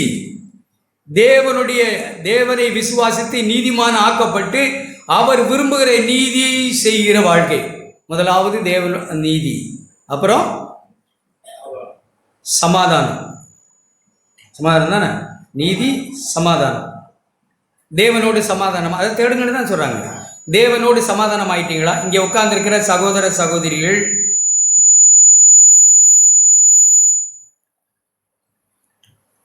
ரோமர் 5:2 எப்படி எழுதியிருக்கு? 2:1 இவ்விதமாய் ஒருத்தர் வாசிங்களேன் சீக்கிரம். இவ்விதமாக நாம் விசுவாசத்தினாலே நீதிமான்களாக்கப்பட்டபடியால் நம்முடைய கர்த்தராகிய இயேசு கிறிஸ்து மூலமாக தேவனிடத்தில் சமாதானப்பட்டிருக்கிறோம். இப்படி சமாதானம் பெற்றமா இதை தேடணும். இங்கே கவனிங்க தயவு செய்து. 25 வசனம் 4:25 அதையும் சேர்த்து இதை வாசிக்கணும். இவ்விதமாய் விசுவாசத்தினாலே நாம் நீதிமானாக்கப்பட்டு, இதெல்லாம் பட்டு பட்டுன்னு சொல்லிக்கிட்டு போறது இல்லை. நீதிமானாக்கப்பட்டிருக்கோமா? எதை விசுவாசித்து நம்ம நீதிமானானோம்? நம்ம இங்கே வந்து உட்கார்ந்துருக்கிறதுனால நம்ம நீதிமான் ஆயிட முடியாது. ஏதோ எனக்கு தெரிஞ்ச நீதிகளை செய்கிறதுனால நீதிமான் ஆயிட முடியாது. அவர் ஒன்று சொல்லியிருக்கிறார். 25 வசனம் என்ன எழுதியிருக்கு? அவர் நம்முடைய பாவங்களுக்காய் ஒப்பு கொடுக்கப்பட்டும் நான் நீதிமானாக்கப்படுவதற்காக எழுப்பப்பட்டும் இருக்கிறார் என்று நான் விசுவாசித்து இவ்விதமாய் அந்த விசுவாசத்தினால நான் நீதிமானாக்கப்பட்டு தேவனோடு சமாதானம் பெற்றிருக்கேனா? சத்ருவாயிருந்த நான் சமாதானம் ஆயிட்டேனா? இப்ப இதை தேடுறோமா? எனக்கு அதைத்தாரும் இதைத்தாரும் கிடைக்காது. முதல்ல சமாதானத்தை அப்படி தேடுகிறோமா? தேவனோடு நான் சமாதானமாக இருந்தால் மனுஷனோடு சமாதானமாக இருக்க தேடுகிறேன்னா? நிறைய பேர் நிறைய சஸ்பிஷன்லேயே வாழுது. என்னது? சந்தேகத்தில் இவராக இருக்குமோ, இவராக இருக்குமோ, இவராக இருக்குமோ, இவராக இருக்குமோ. இதெல்லாம் விட்டு தூக்கி குப்பையில் போட்டுட்டு நான்னு ஒத்துக்கிட்டு மறந்துருப்போம். இவங்க தான் இதை செய்திருப்பாங்க, இவங்க தான் இதை செய்திருப்பாங்க, இவங்க தான் இப்படி பேசியிருப்பாங்க, இவங்க தான் சந்தேகத்தோடையே பழகிறது. கபடற்றவளாக நாம் இருக்கணும். தேவனோடு மனுஷனோடு கபடற்ற அப்படி சமாதானம் நம்ம இருக்கணும். அடுத்து பரிசுத்த ஆவியினால் சாப்பாட்டினால உண்டாகிற சந்தோஷம் இல்லை, உடுத்துறதுனால உண்டாகிற சந்தோஷம் இல்லை, வாங்கிறதுனால உண்டாகிற சந்தோஷம் இல்லை. அது என்ன சந்தோஷம்? பரிசுத்த ஆவியினால் உண்டாகிற சந்தோஷம், ரட்சிக்கப்பட்டேங்கிற சந்தோஷம், ரட்சிப்பின் சந்தோஷம். அதான் பரிசுத்த ஆவியானவர் கொடுக்கிற சந்தோஷம். இதைத்தான் தேடுங்கன்னு சொன்னாங்க முதலாவது. பாக்கியெல்லாம் கூட. இதை தேடாதவங்க சராசரி மனுஷருக்கு கிடைக்கிறது தான் கிடைக்கும். சராசரியாக மனுஷர் படுகிற பாடு தான் நம்ம பட வேண்டியிருக்கும். சமாதானம் இருக்காது, சந்தோஷம் இருக்காது, நம்முடைய வாழ்க்கையில் நீதியும் இருக்காது.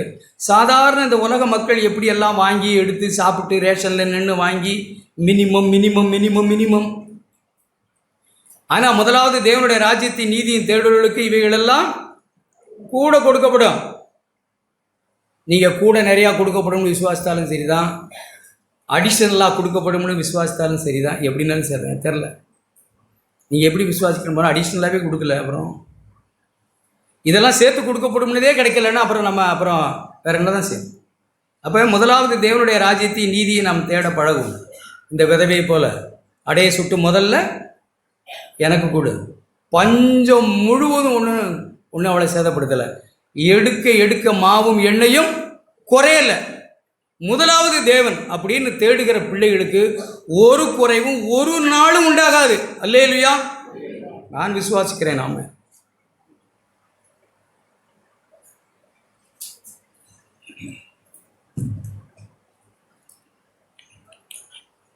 கேட்ட ஆண்டவருடைய எல்லா வார்த்தைகளுக்காகவும் நாம் ஆண்டவருக்கு நன்றி சொல்வோம். நாம் ரோமர் புஸ்தகம் 16ஆம் அதிகாரத்தில் கேட்டோம். 16ஆம் அதிகாரம்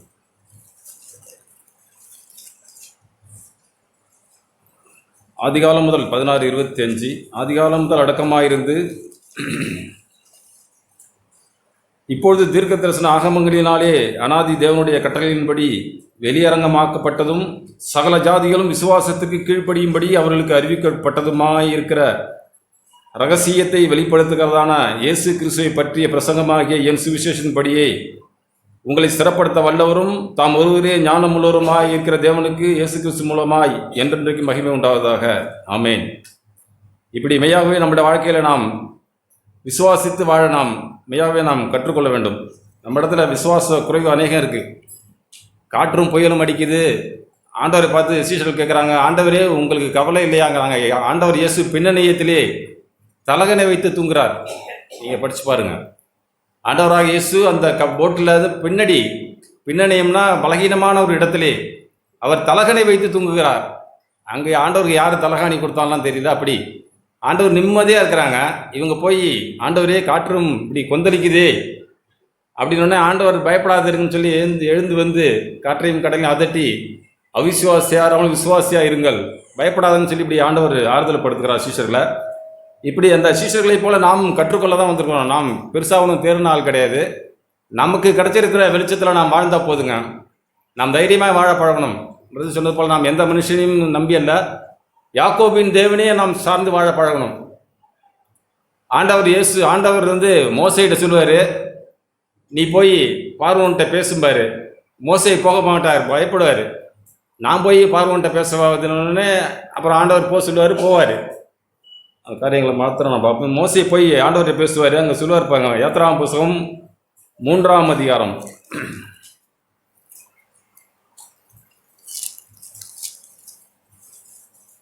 அங்கே இஸ்ரவேல் ஜனங்கள் படுகிற கஷ்டங்களை பார்த்து ஆண்டவர் மோசையை போய்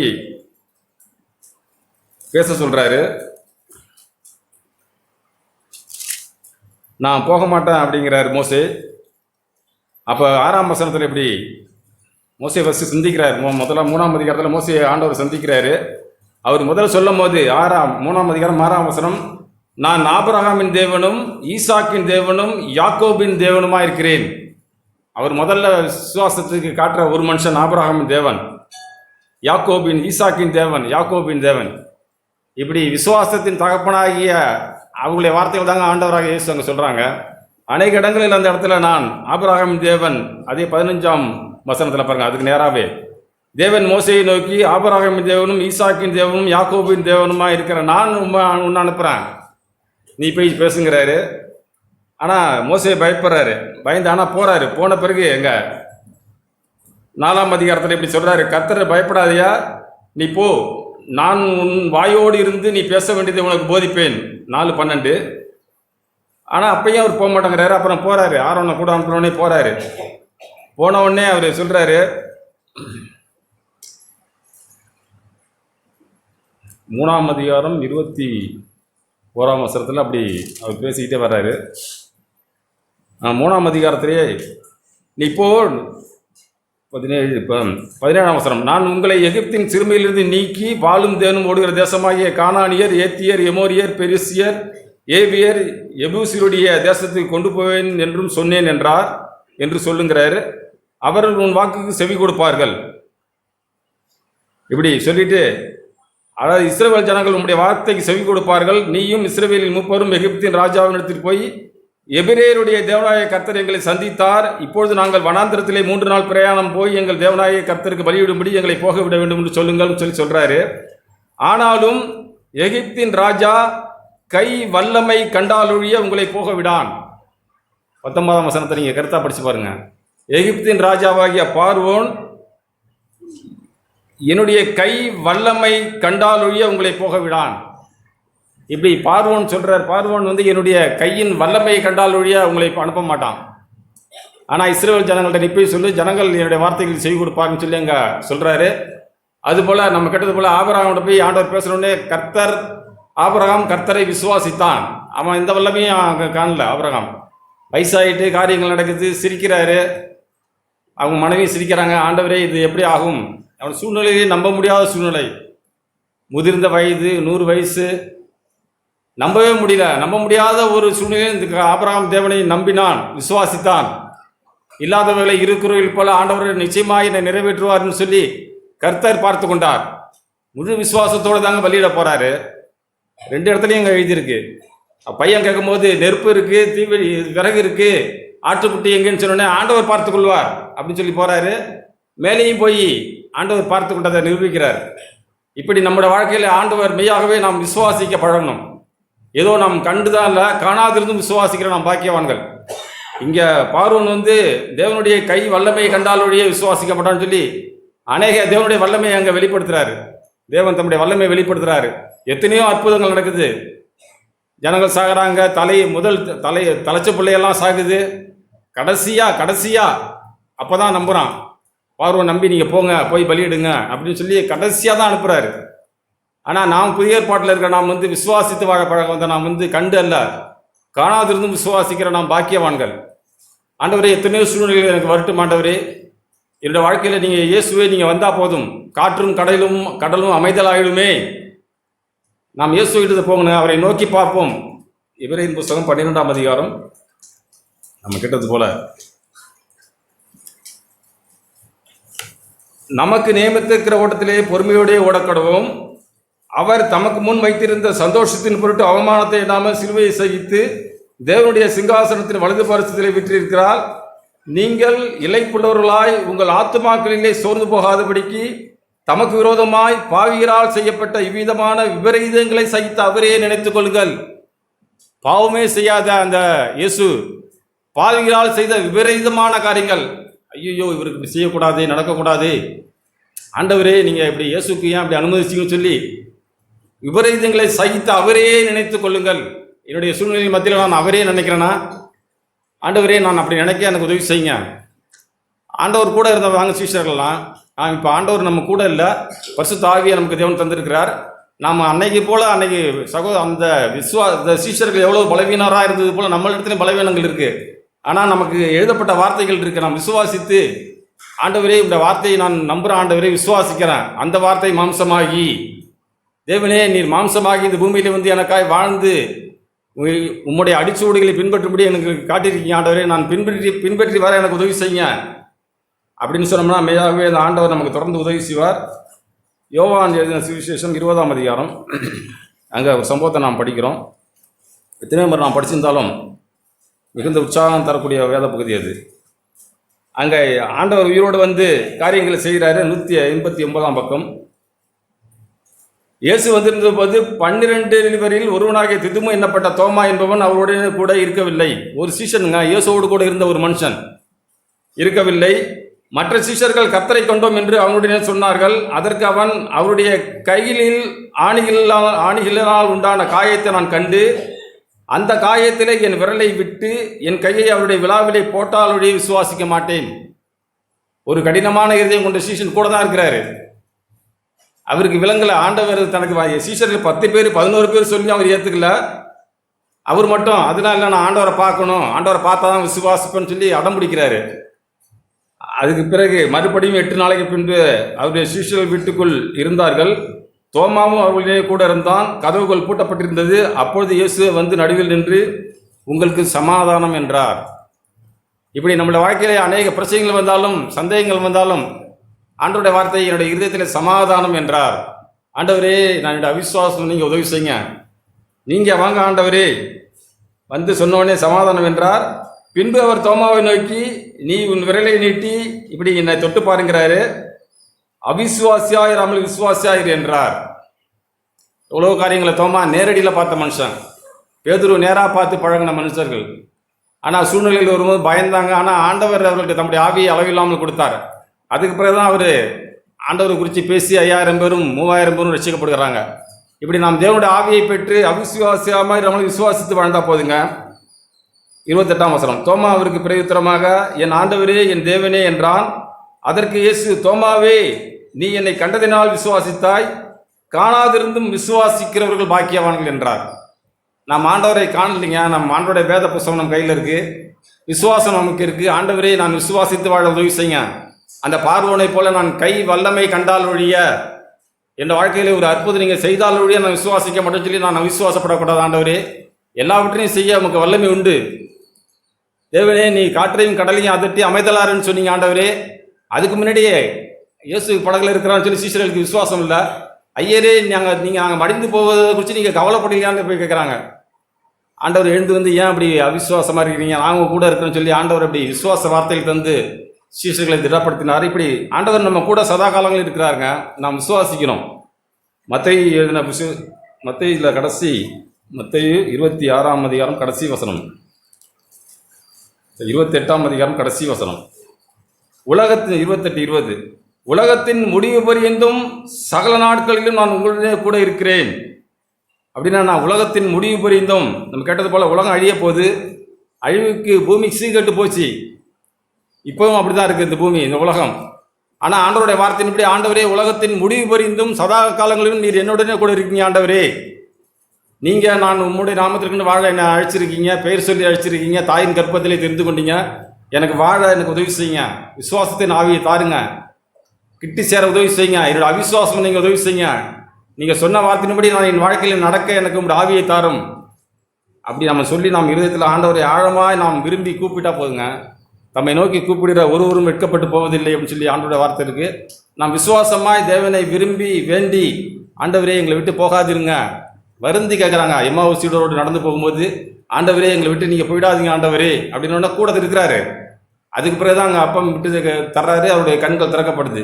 இப்படி நாம் ஆண்டவருடைய வார்த்தையினால் ஆசீர்வதிக்கப்பட்டு நம்முடைய இருதயத்தின் கண்கள் திறக்கப்பட்டால் போதும். நாம் எதையும் காண வேண்டாம். ஆண்டவரே காணாதிருந்து விசுவாசிக்கிறேன் நான் பாக்கியவன் ஆண்டவரே, நீங்கள் இப்படி சொல்லியிருக்கிறீங்க. யோவான் சுவிசேஷம் 20ஆம் அதிகாரத்தில் எழுதியிருக்க ஆண்டவரே நான் விசுவாசிக்கிறேன் எனக்கு உதவி செய்யுங்க அப்படின்னு சொல்லி நாம் விசுவாசிப்போம். தேவன் நமக்கு உதவி செய்வார். உண்மை.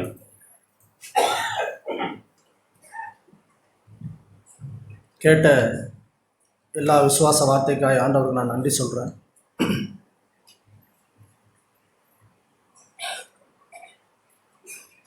அவன் விசுவாசமாய் துவக்கினதெல்லாம் ஆண்டவருக்கு தெரியும். காலங்கள் போக போக நம்முடைய விசுவாசத்தை ஆண்டவர், விசுவாசத்திற்கு கீழ்ப்படுகிற இந்த வாழ்க்கையை நாமே ஒரு பரிசீலனை பண்ணிபடிக்கு தேவனை நோக்கி தான் போகிறோமா? அவருடைய வாழ்க்கை, அவருடைய வார்த்தை என் வாழ்விலே இன்னை வரைக்கும் ஆமேன் என்று நடக்கிறதா? இல்லை அவருடைய கையை தடுத்து நான் ஏதோ ஒன்று செய்கிறேனா? இல்லை அவருடைய வாக்குக்காய் நான் காத்தில்லாமல் நான் அவசரப்படுகிறவனா இருக்கிறேனா?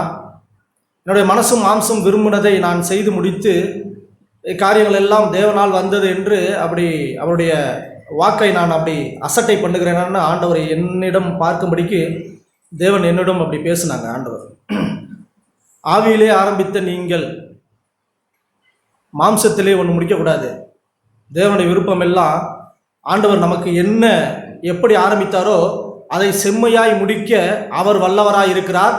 அவரை நம்பி வந்த ஆபிரகாம் போல, நாம் கேட்ட எல்லா வாக்குத்தத்தத்தின் பிள்ளைகள் போல நாமும் அவருடைய வாக்கை அடையும்படிக்கு தேவன் நம்மில் இரக்கமாயிருந்து நம்மோடு கூட பேசுகிறார். நம்முடைய மனசையும் நம்முடைய பலத்தையும் நம்முடைய நம்பிக்கையும் நாம் பரிசீலனை பண்ணும்படிக்கு சரியான ட்ராக்ல தான் போயிட்டுருக்கோமா? ஒருவேளை குறைவு இருக்கலாம், ஆண்டவருக்கு அது பெருசே இல்லை, வழி மாறி என்னுடைய வழிகள் வேறு ஸ்டைலில் இருக்கான்னு பார்க்க தான் தேவன் நம்மோடு கூட இப்படி பேசினார்னு நான் விசுவாசிக்கிறேன். ஆண்டவர் ஆபிரகாமுக்கு வாக்கு பண்ணி அதை நிறைவேற்ற வல்லவராக இருந்து காரியங்கள் செய்கிறாங்க. ஆனால் மகனை பலியிட ஆண்டவர் ஏன் அழைச்சாங்க? வாக்குத்தத்தத்தின் பிள்ளை தானே ஈசாக்கு. ஆனாலும் ஏன் அழைச்சாங்க அப்படின்னா, என்மேல் மனதில்லாமல் பிள்ளையின் மேல் ஒருவேளை மனது இருக்கோ, அதாவது தேவனுடைய ராஜ்யத்தை முதலாவது தேடாமல் இந்த கூட கொடுத்த அந்த விஷயத்திலே நம்மளுடைய மனசை வச்சுட்டோமோ அப்படின்னு நம்மை பார்க்கும்படிக்கு அங்கே ஒரு சோதனை நடக்கு. வேற பெருசா ஒன்றும் இல்லை. அங்கே ஆபிரகாம் இப்படி என்னை விட்டுட்டார் அப்படிலாம் இல்லை. ஆண்டவர் அவரை திரும்பி அப்படி தேவனை நல்லா இறுக பற்றி கொள்ளும்படிக்கு நம்மளுடைய வாழ்க்கையிலே விசுவாச வார்த்தையை கீழ்ப்படிதல் மூலம் ஆண்டவர் அதை நிறைவேற்ற நம்ம எப்படி திருப்பி விடுகிறார். அப்படிதான் நான் அதை பார்க்குறேன். ஏதோ ஆபிரகாமுக்கு சொன்ன உடனே அப்படியே கண்ணு முழிச்சு ஏஞ்ச உடனே போய் அப்படி பலியில் இடல. அந்த பலியிட்ட இடத்துக்கு யெகோவா ஈரேன்னு பேர் வைக்கல. தேவனுடைய பர்வதத்திலே பார்த்து கொள்ளப்படும்னு அவர் பேர் வைக்கல. 3 நாள் பிரயாணம். ஆண்டவர் அந்த தன்னுடைய ஆபிரகாம் தன்னுடைய மகனை கூப்பிட்டு 3 நாள் பிரயாணம் போகிறார். எவ்வளோ சோர்வு இருக்கும், எவ்வளோ பலவீனம் இருந்திருக்கும், அவருக்கு எவ்வளோ சோதனை இருந்திருக்கும். அப்படி ஆவியிலே ஆரம்பித்த அந்த விசுவாசத்தினால், ஆவின்னா என்ன சொல்கிறேன்னா, ஆவியிலே நம்ம ஆரம்பிக்க முடியாது, அது விசுவாசத்தினால் துவக்கப்பட்ட மாம்சத்தில் நமக்குள்ளே கொடுக்கப்படுகிற ஒரு பலன். தேவனை அண்டிக் கொள்ளக்கூடிய, தேவனுடைய வழிகளை நாம் கண்டுபிடிக்கக்கூடிய ஒரு வழி, அது விசுவாசத்தின் வழி. அது ஆவியினால் நம்முடைய வாழ்க்கையிலே துவக்கப்பட்டிருக்கு. அதை ஒருபோதும் அவிழ்த்து போடவே கூடாது. அப்படி ஆரம்பித்த நீங்கள் அப்படியே முடிக்கும்படிக்கு தேவன் நமக்கு சப்போர்ட் பண்ணுகிறார். அப்படி போய்கிட்டு இருக்கும்போது எவ்வளோ ஒரு காரியங்கள் இருந்திருக்கும். ஒருவேளை விட்டுட்டு வந்திருக்கலாம். ஆண்டவரே எனக்கு முடியல, எனக்கு அவிசுவாசம் அப்படி வருது, காரியங்கள்லாம் வருது. இல்லை, ஆபிரகாம் தேவனை அறிந்திருந்தார், வாக்கு பண்ணினவரை அறிந்திருந்தார். அது ஒன்று மாத்திரம்தான் எவ்வளோ சூழ்நிலையும் தாண்டி தைரியமாய் விசுவாசமாய் அவரை கடக்க பண்ணி அங்கே தேவன் பார்த்து கொள்வார்னு ஒரு இடத்துக்கு அங்கே பேர் வைக்க முடிஞ்சுது. ஆண்டவர் சரியாய் பார்த்து கொண்டார். நம்முடைய வாழ்க்கையிலும் அப்படிதான். ஆண்டவர் முன்குறித்ததை அவர் நிறைவேற்ற வல்லவராக இருக்கிறார். அந்த புது உடன்படிக்கையே நான் பார்த்துக்கொள்வேன், நீ பயப்படாத. நான் கேட்டுட்டு இருக்கும்போது அப்படிதான். இதெல்லாம் கேட்கும்போது பயமாக இருக்கு. இது சாத்தியமா ஆண்டவரே? என் வாழ்க்கையில் எவ்வளவோ தடுமாற்றங்கள், எவ்வளோ குறைவுகள், எவ்வளோ சோர்வுகள், எவ்வளோ பலவீனங்கள் எல்லாவற்றையும் பார்க்கும்போது எனக்கு ஒரு விசுவாசம் வரலையே. எனக்கு அவிசுவாசமும் எனக்கு சோர்வும் பலவீனம் தான் வருது. ஆண்டவரே, நான் துவக்கலை அந்த வாழ்க்கையை, நீ துவக்கலை, நான் துவக்கி இருக்கிறேன், என்னை பார்த்து நீ வா. அப்படி அவரை பார்த்து கவனித்து வரும்படிக்கு, அவர் நமக்கு நியமித்திருக்கிற ஓட்டத்திலே நாம் பொறுமையாய் அடையும்படிக்கு விசுவாசத்தை நம்முடைய இருதயத்திலே அவர் துவக்கி இருக்கிறார். ஆண்டவர் நம்மை அப்படித்தான் சொல்லி நடத்துகிறார். பவுலுடைய இருதயத்திலே விசுவாசத்தை ஆண்டவர் அப்படி துவக்கி அவரை முடிக்க விரும்புகிறார். அதனால தான் அவர் சொல்கிறார், நான் விசுவாசிக்கிறவர் இன்னார் என்று அறிந்தபடியினாலே என் வாழ்க்கை முழுவதையும் அவர் கையத்திலே கொடுத்துட்டார்.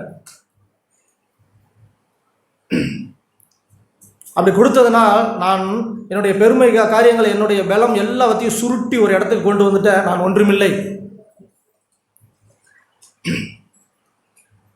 தேவன் என்னை ஒன்றாக இருந்து அவர் நடத்த வல்லவராக இருக்கிறார். அவர் என்னை ஆரம்பித்தாரே, அந்த வாழ்க்கையை பத்திரமாய் முடிப்பார் என்று என்னுடைய வாழ்க்கையை அவர் கரத்திலே கொடுத்துட்டேன். நம்முடைய பிள்ளைகளின் வாழ்க்கையை ஆண்டவர் ஆரம்பித்திருக்கிறார். கேட்கும்போது எனக்கு அப்படிதான். விசுவாசம் இல்லாமல் பிள்ளைகள் மேலே எவ்வளோ காரியங்கள் நம்ம தண்டிக்கிறோம், காரியங்கள் பண்ணுறோம். விசுவாசம் இல்லையே. ஆனால் விசுவாசத்தோடு பிறம்பை எடுத்து அப்படி கண்டித்தா தேவன் எதற்காக நம்ம பிள்ளைகளை கொடுத்தாங்களோ அந்த நோக்கத்தை அவர் பார்த்து கொள்வார், அவர் நிறைவேற்றுவார். ஆண்டவர் அப்படி தான். பிள்ளைகள் கர்த்தரால் போதிக்கப்பட்டிருப்பார், அவருடைய சமாதானம் பெருசாக இருக்குன்னு ஆண்டவர் சொல்கிறாங்க. தேவன் அப்படியே தான் நம்மை அப்படி நடத்தினார். பிரதர் பேசும்போது அப்படி சீஷர்கள் கூட இயேசுவை அறியல. கடல் பொங்குது, காற்று காரியங்கள் இருக்குது, உங்களுக்கு கவலை இல்லையா, தூங்குறீங்களே, நாங்கள் சாக போகிறோமே. இயேசு எந்திரிச்சு கடலையும் காற்றையும் அதட்டுகிறார். அப்போவும் அவங்களுக்கு விசுவாசம் இல்லை. என்ன கேட்குறாங்கன்னா, காற்றையும் கடலையும் அதட்டுகிறாரே, இவர் யாரோ? இயேசுவை அறிய வேண்டிய பிரகாரமாய் மாம்சத்தில் இருந்தோம்னா நம்ம அறியவே முடியாது. ஆண்டவர் தான் சொல்கிறாங்க. பேதுரு இயேசுவை குறித்து வெளிப்பாடு படும்போது மாம்சமும் ரத்தமும் உனக்கு அது வெளிப்படுத்தலை, பிதாவின் அருள், பிதாவின் கிருபை, உனக்கு பிதாவின் அருள், அந்த ஆவி தான் உன்னை வெளிப்படுத்தினுச்சின்னு சொல்கிறாங்க. மனுஷனுடைய சித்தத்தினாவது புருஷனுடைய சித்தத்தினாலும் பிறந்தவர்கள் அல்ல, நீங்கள் ஆவியினால் பிறந்தவர்கள். அது அந்த ஆவியினால் பிறந்து அந்த ஒரு நம்பிக்கை இருக்கிற எந்த மனுஷனும் தான் அந்த வாழ்க்கையை சந்தோஷமாய் விசுவாசமாய் வாழ்ந்து கீழ்ப்படிய முடியும். ஆண்டவர் அப்படி தான் நமக்கு, என்னை பார்த்து ஆண்டவர் அப்படி தான் சொல்கிறாங்க. ஏதோ ஓடுறோம் போய் சேர்ந்துருவோம், நிச்சயமாக இல்லை. அவர் வச்சிருக்கிற அந்த கோட்டில் நம்ம ஓட முடியாது. அப்படி வச்சிருக்கிற எல்லாத்துலேயும் அப்படி சந்தோஷமாய் அவங்கள முடிந்ததை எல்லாவற்றையும் செய்து அங்கே போய் நிற்பாங்க. அந்த ஜனங்களை பார்த்து ஆண்டவரே சொல்லுவாங்க, எனக்காக நீங்கள் என்னென்னமோ செஞ்சுருக்கீங்கன்னு சொல்லுவாங்க. நாங்கள் எதுவுமே செய்யலை ஆண்டவரே, எல்லா நன்மைகளையும் மறந்து போனவர்களாய், தேவனே ஆட்டுக்குட்டியானவர் ரத்தத்திலே அவர்களை தேய்த்து அப்படி வெளுத்தவர்களாய் அவரே எங்களை மேய்த்தார் என்று எல்லா துதியும் கனமும் உமக்கே செலுத்தும் ஆண்டவரேன்னு சொல்லிட்டு ஆமேன்னு போய் நிற்பாங்க. என் வாழ்க்கையில் நீங்கள் தோக்குனீங்க, நீங்கள் கொண்டு வச்சிருக்கீங்க, இது எல்லாம் உமக்கே உண்டாகணும்னு நிற்பாங்க. ஆண்டவர் தான் ஞாபகப்படுத்துவார், நான் பசியாக இருந்தால் நீங்கள் எனக்கு சாப்பாடு கொடுத்தீங்க, அப்படியே ஆண்டவரேன்னு சொல்லுவாங்க.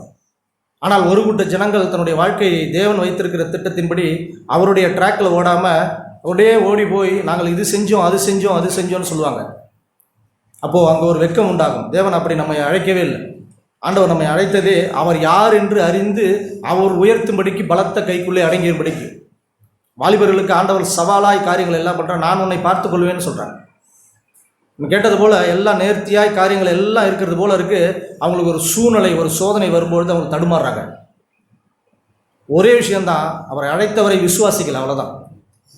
நான் உங்களை விசாரிக்கிற ஆனபடினால் உங்களுடைய கவலை எல்லாம் என் மேலே வச்சிருங்க, நாளைக்காக நீங்கள் கவலைப்படாதீங்க, நான் உங்களை பார்த்துக்கொள்வேன், பயப்படாதீங்க. ஆண்டவர் சொல்கிற வாக்குத்தத்தம் அப்படி தான்.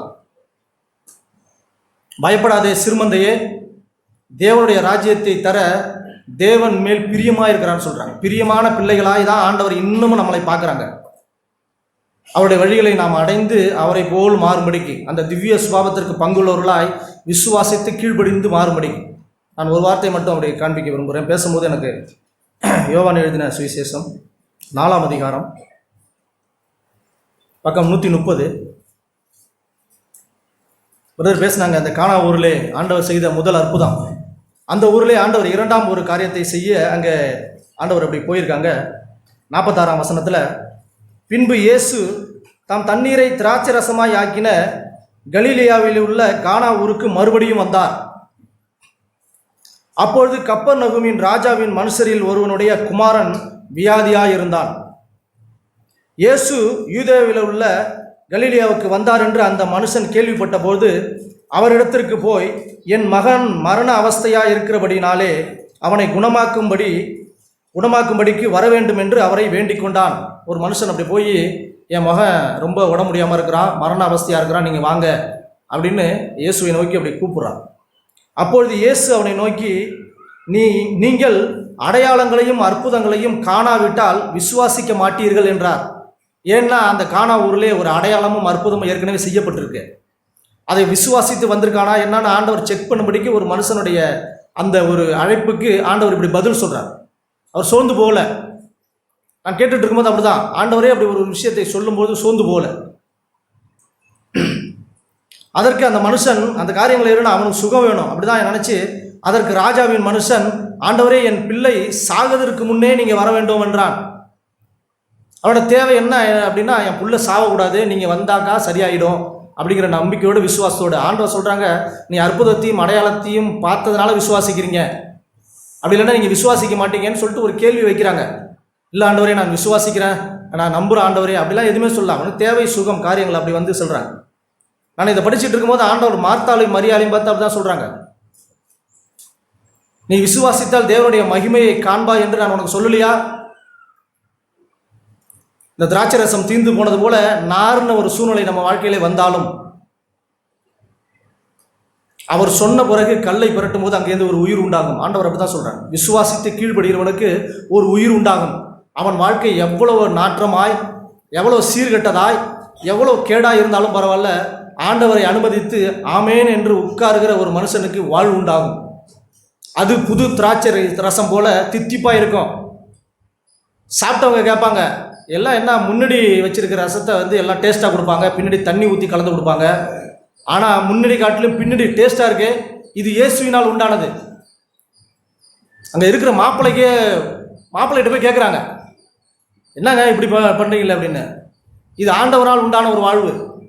அது என்னுடைய வாழ்வு, நான் உருட்டி பிரட்டி வாழ்ந்தானே அதை காட்டிலும் டேஸ்ட்டாக இருக்கும்.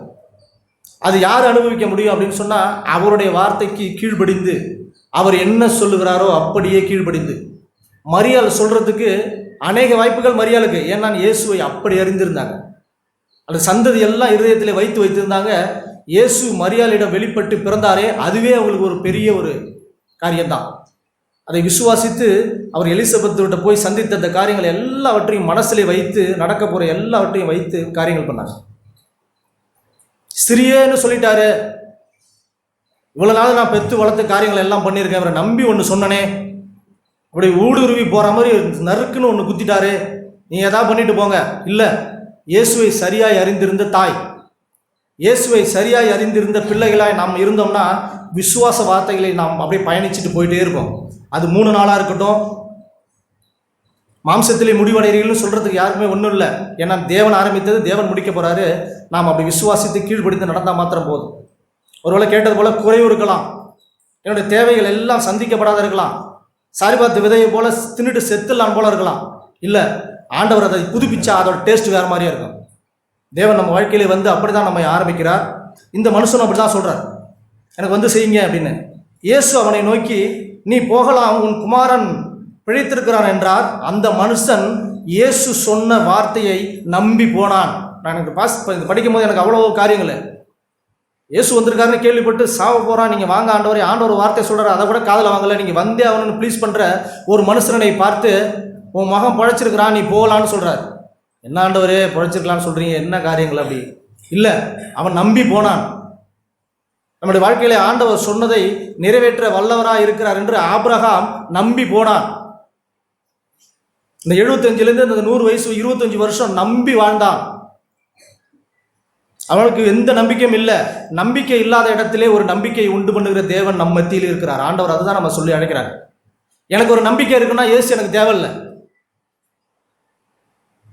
நான் ஒரு விஷயத்தை தாண்டி போய் ஆண்டவருடைய நாம மையப்படும்படிக்கு நான் ஒரு சாட்சி சொல்லணும்னா என்கிட்ட கையில் இருந்ததுன்னா அது தேவையில்லை. அந்த சாட்சி ஆண்டவர் விரும்பப்படுறது இல்லை, விரும்புறது இல்லை. ஒன்று இல்லாத இடத்தில் ஒன்றை உருவாக்க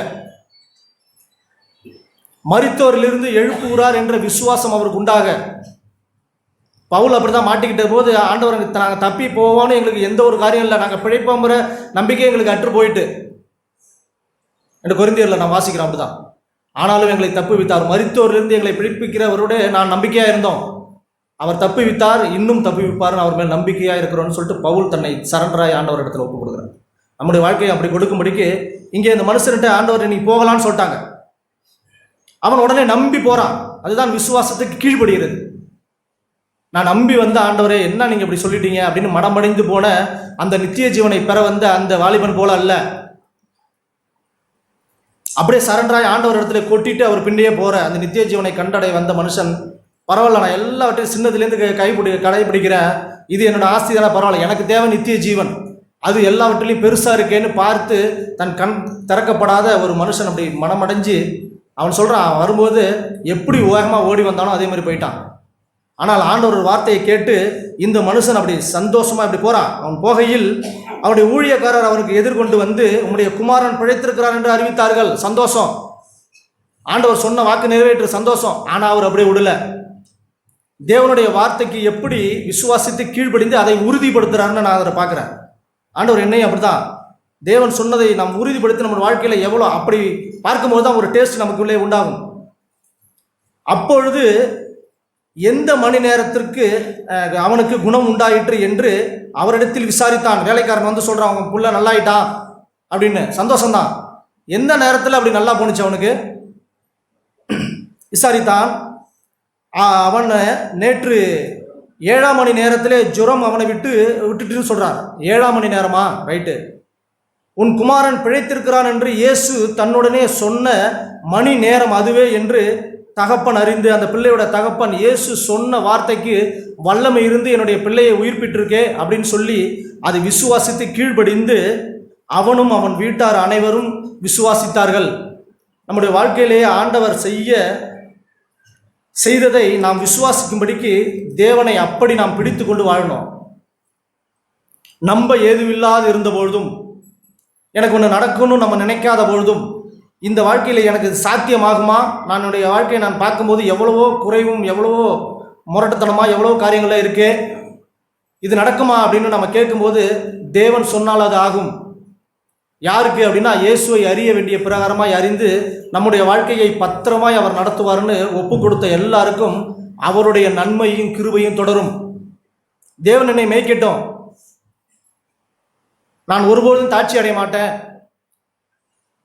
என் சத்துருக்கு முன்பா என்னுடைய தலையை எண்ணெயினால் அபிஷேகம் பண்ணுகிறேன், என் பாத்திரம் நிரம்பி வழியுது ஆண்டவரே, என்னுடைய ஜீவன் உள்ள நாளெல்லாம் நன்மையும் கிருபையும் தொடரும். நான் பார்க்குற தொடராத போல இருக்கு, தேவன் நடத்துகிற அந்த வழியிலே தொடரும். சுகம் அப்படி தான் வந்து மனுஷனுக்கு உண்டானுச்சு. ஒருவேளை இயேசு வந்து கையை தொட்டு காரியங்களை செஞ்சிருப்பார் இல்லை, ஒரு வார்த்தைக்கு அவ்வளோ வல்லமை இருக்குன்னு விசுவாசித்து போன அந்த மனுஷனை அந்த காரியத்தை எப்படி அவர் செக் பண்ணுறாருன்னு பார்த்து அவருடைய வீட்டாரும் அனைவரும் விசுவாசித்தார்கள்னு சொல்கிறாங்க. நாமும் தொடர்ந்து தேவனை விசுவாசம்படிக்கு நம்முடைய வாழ்விலே வந்த ஆண்டவரை, நம்மை அழைத்த ஆண்டவரை நாம் அப்படி ருசி பார்க்கும்படிக்கு தேவன் நம்மை தொடர்ந்து நடத்த விரும்புகிறார். அவர் உயர்த்தும்படிக்கு அவருடைய பலத்த கைக்குள்ளே அடங்கியிருப்போம். தேவன் தாமே இந்த வாழ்க்கையை துவக்கினவர், அவர் செம்மையாய் நடத்த வல்லவராக இருக்கிறார் என்று என்னுடைய நம்பிக்கையும் விசுவாசத்தையும் அறிக்கையில். ஆமாம்.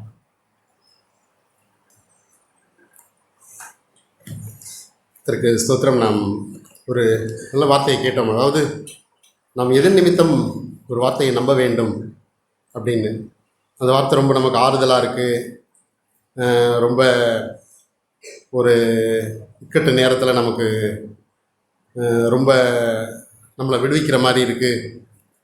யார் சொன்னாங்கிறத வச்சு தான், யார் வேணாலும் சொல்லலாம், ஆனால் அது யார்கிட்ட இருந்து வந்தது அப்படிங்கிறது தேவனுடைய வார்த்தையை நம் தேவன் நிமித்தம் விசுவாசிக்கணும். அது வேதத்தில் படித்து அதுக்கு ஒரு ஜீவன் உண்டாகணும்னா அது தேவனால் அந்த ஜீவன் உண்டாகிருக்கிறது. அதை தவிர வேறு எதுவுமே இல்லை. ஆண்டவர் இந்த உலகத்தில் நிரூபிக்க விரும்புகிற ஒரே ஒரு விஷயம் என்ன அப்படின்னா, நான் தான், என்னை தவிர வேற ஒன்றும் இல்லை. அடிப்படையான விசுவாசம் ரோமர் 11வது அதிகாரத்தில் நம்ம அப்படி பார்த்தோம் அப்படின்னா,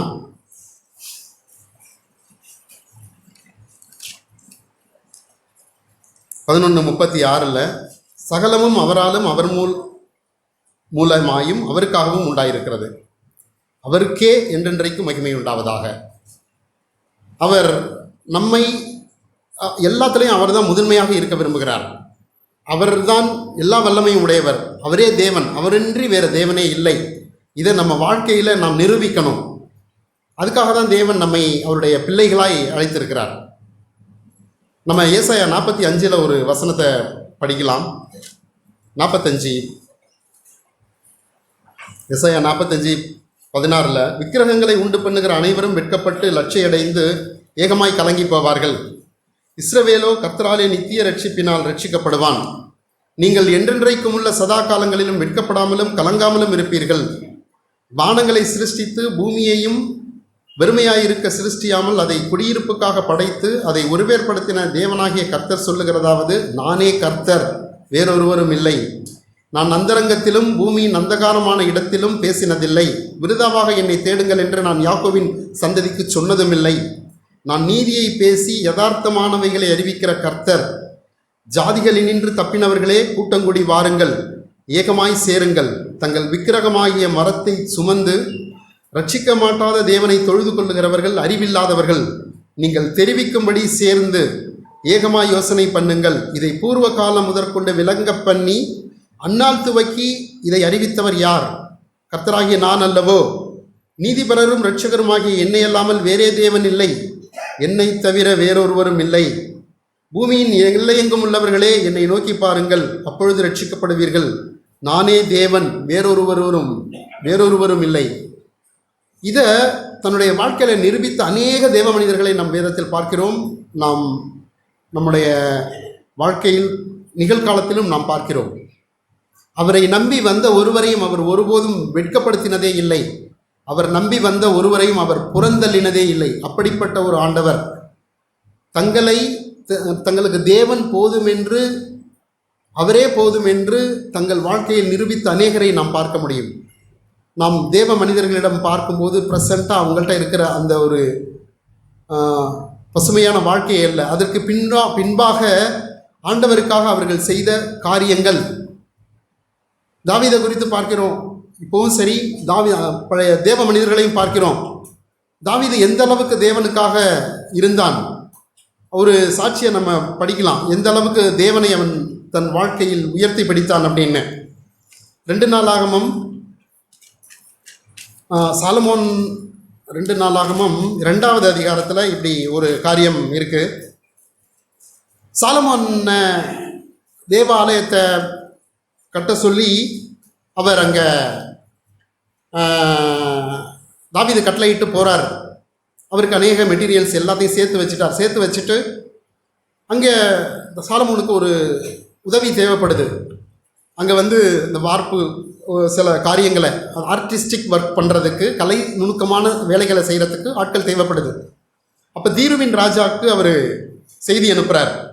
அப்போ 11வது வசனத்தில் தீருவின் ராஜாவாகிய ஈராம் சாலமோனுக்கு பிரதித்திரமாக அவர் எழுதுகிற லெட்டரில், கர்த்தர் தம்முடைய ஜனத்தை சிநேகித்ததினால் உம்மை அவர்கள் மேல் ராஜாவாக வைத்தார். கர்த்தருக்கு ஒரு ஆலயத்தையும் தமது ராஜரீகத்துக்கு ஒரு அரண்மனையும் கட்டத்தக்க புத்தியும் உள்ள ஞானமுள்ள குமாரனை தாவீது ராஜாவுக்கு கட்டளையிட்டவராகிய வானத்தையும் பூமியையும் உண்டாக்கின இஸ்ரவேலின் தேவனாகிய கர்த்தருக்கு ஸ்தோத்திரம் உண்டாவதாக.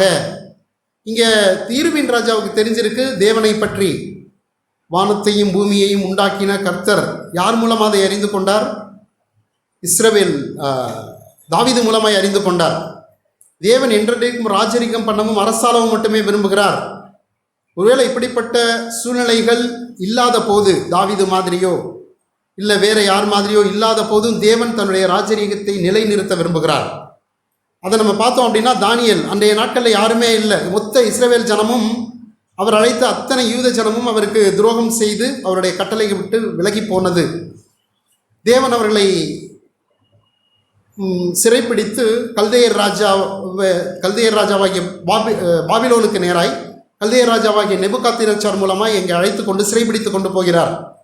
அங்கேயும் தேவன் தான் யார் என்பதை தானியேலுக்கு நிரூபித்தார். தானியேலுக்கு அல்ல, அகில உலகத்துக்கும். இவ்வளோ பெரிய தேவன் அவர். என்னை நம்புங்க அப்படின்னு அந்த இஸ்ரவேல் ஜனங்கள் அத்தனை பேருக்கும், யூத ஜனங்கள் அத்தனை பேருக்கும் ஆண்டவர் சொல்லியிருந்தார். ஆனால் அவர்கள் விசுவாசிக்கவில்லை. அவர்கள் சொந்த தேசத்திலிருந்து இன்னொரு தேசத்தில் போய் அவர் தன்னை மகிமைப்படுத்த வேண்டியிருந்தது. யார் மூலமாகவும் தேவன் மகிமைப்படுத்துவார்? தானியேல் 4வது அதிகாரத்தில் நம்ம பார்த்தோம் அப்படின்னா, அவர் அந்த மாதிரி நேபுகாத்நேச்சாரோடைய அந்த வாழ்க்கையில் அவனை அப்படி நடத்துகிறார். ஒரு புறஜாதியான மனுஷன் மூலமாய் தேவன் தன்னுடைய ராஜரீகத்தை காண்பிக்கிறார். 35வது வசனத்தில் 4:35 பூமியின் குடிகள் எல்லாம் 34 அந்த நாட்கள் சென்ற பின்பு நேபுகாத்நேச்சாராகிய நான் என் கண்களை வானத்துக்கு ஏறெடுத்தேன், என் புத்தி எனக்கு திரும்பி வந்தது. அப்பொழுது நான் உன்னதமானவரை ஸ்தோத்தரித்து என்றென்றைக்கும் ஜீவித்திருக்கிறவரை புகழ்ந்து மகிமைப்படுத்தினேன். அவருடைய கர்த்தத்துவமே நித்திய கர்த்தத்துவம், அவருடைய ராஜ்யமே தலைமுறை தலைமுறையாக நிற்கும். பூமியின் குடிகள் எல்லாம் ஒன்றுமில்லை என்று எண்ணப்படுகிறார்கள். அவர் தமது சித்தத்தின்படியே வானத்தின் சேனையையும் பூமியின் குடிகளையும் நடத்துகிறார். அவருடைய கையை தடுத்து அவரை நோக்கி என்ன செய்கிறேன் என்று சொல்லத்தக்கவன் ஒருவனும் இல்லை என்றேன். இவ்வளோ ஒரு பெரிய காரியம். தேவன் யார் மூலமாயும் அதை நிரூபிக்க முடியும். அது நம்ம மூலமாக இருந்ததுன்னா அது ரொம்ப சந்தோஷம். அதுக்காக தான் தேவன் நம்மை இரத்தம் சிந்தி மீட்டிருக்கிறார். பிசாசுக்கு முன்பாக நம்மை கொண்டு அவனை வெட்கப்படுத்த விரும்புகிறார். அதற்காக தான் நம்மை அழைத்திருக்கிறார். வேற எதுக்காகவும் இல்லை. சகலமும் அவர் மூலமாய் அவருக்காக உண்டாயிருக்கிறது. நம்முடைய வாழ்க்கையில் அநேக சம்பவங்களை ஆண்டவர் நடப்பிக்கிறார். அது எல்லாமே ஒரு காரியம் என்ன அப்படின்னா, அவர் எவ்வளவு மகத்துவம் உள்ளவர் என்று இந்த உலகம் அறியும் செய்யும்படிக்கு. சில நேரங்களில் நமக்கு ரொம்ப பாசிட்டிவான நல்ல விஷயங்கள் நடக்குது. சிலரை நல்ல மாதிரி வச்சிருந்து ஆண்டவர் இப்படி ஒரு மோசமான கேரக்டர் இல்லாத ஒரு பயங்கர முரட்டாட்டம் உள்ள சிலரை ஆண்டவர் ரட்சித்து, அதாவது ஆண்டவர்கிட்ட வரும்போது அவர்கள் எப்படிப்பட்ட பின்னான வாழ்க்கையில் முன்னான வாழ்க்கை அவர்களுக்கு பயங்கரமாக இந்த உலகத்துக்கு தங்கள் யார் என்று காண்பித்து ஒரு ஆடு போல மாறிவிட்ட மனிதர்களையும் பார்க்கிறோம். அவர்களுடைய வாழ்க்கையின் மூலமாய் தேவன் அநேக காரியங்களை செய்ய விரும்புகிறார். அதே நேரத்தில் இப்போ ரிச்சர் உம்பிரான் மாதிரி இல்லை யோபு மாதிரி சிலரை தேவன் சில கடினமான சூழ்நிலைகள் வழியாகவும் நடத்தி அங்கும் பிசாசுக்கு முன்பாக தன்னை நம்பி வந்த ஜனங்கள் மூலமாய் தான் சிந்தின ரத்தம் வீணாகவில்லை, தான் செய்த தியாகம் ஒன்றும் வீணாகவில்லை அப்படின்னு சொல்லிட்டு அவனுக்கு முன்பாக தன்னை நிலைநிறுத்துகிறார். அவனுக்கு முன்பாக நிலைநிறுத்தணும்னு அவருக்கு தேவையில்லை. ஆனால் ஒரு காரியம் நிஜம் என்ன அப்படின்னா, தேவன் நமக்கு செய்த காரியங்கள், பராக்கிரமங்கள், தியாகங்கள், இதன் மூலமாய் நம் தேவனை பரிபூரணமாய் நம்ப வேண்டும். பல நேரங்களில் நாம் சந்தேகப்படுகிறோம், பல நேரங்களில் நாம் சோர்ந்து போகிறோம், பல நேரங்களில் நாம் வீழ்ச்சி அடைகிறோம். ஆனாலும் தேவன் அவரை நம்பி வந்ததின் காரணம், போன வாரம் கேட்டோம், அவரை நம்பி வந்ததின் நிமித்தமாக நம்மை அவருக்கென்று வாழ, அவருக்கென்று நிற்க நம்மை விரும்புகிறார். அது சிக்ஷையோ இல்லை நமக்கு அநேக காரியங்களை கொடுத்தோ எல்லாவற்றையும் தேவன் நன்மையாக மாத்திரமே நம்முடைய வாழ்க்கையில் முடிய பண்ணுகிறார்.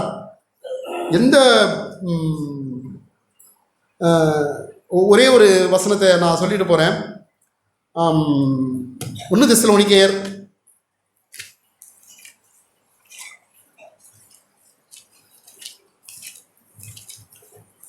5வது அதிகாரம்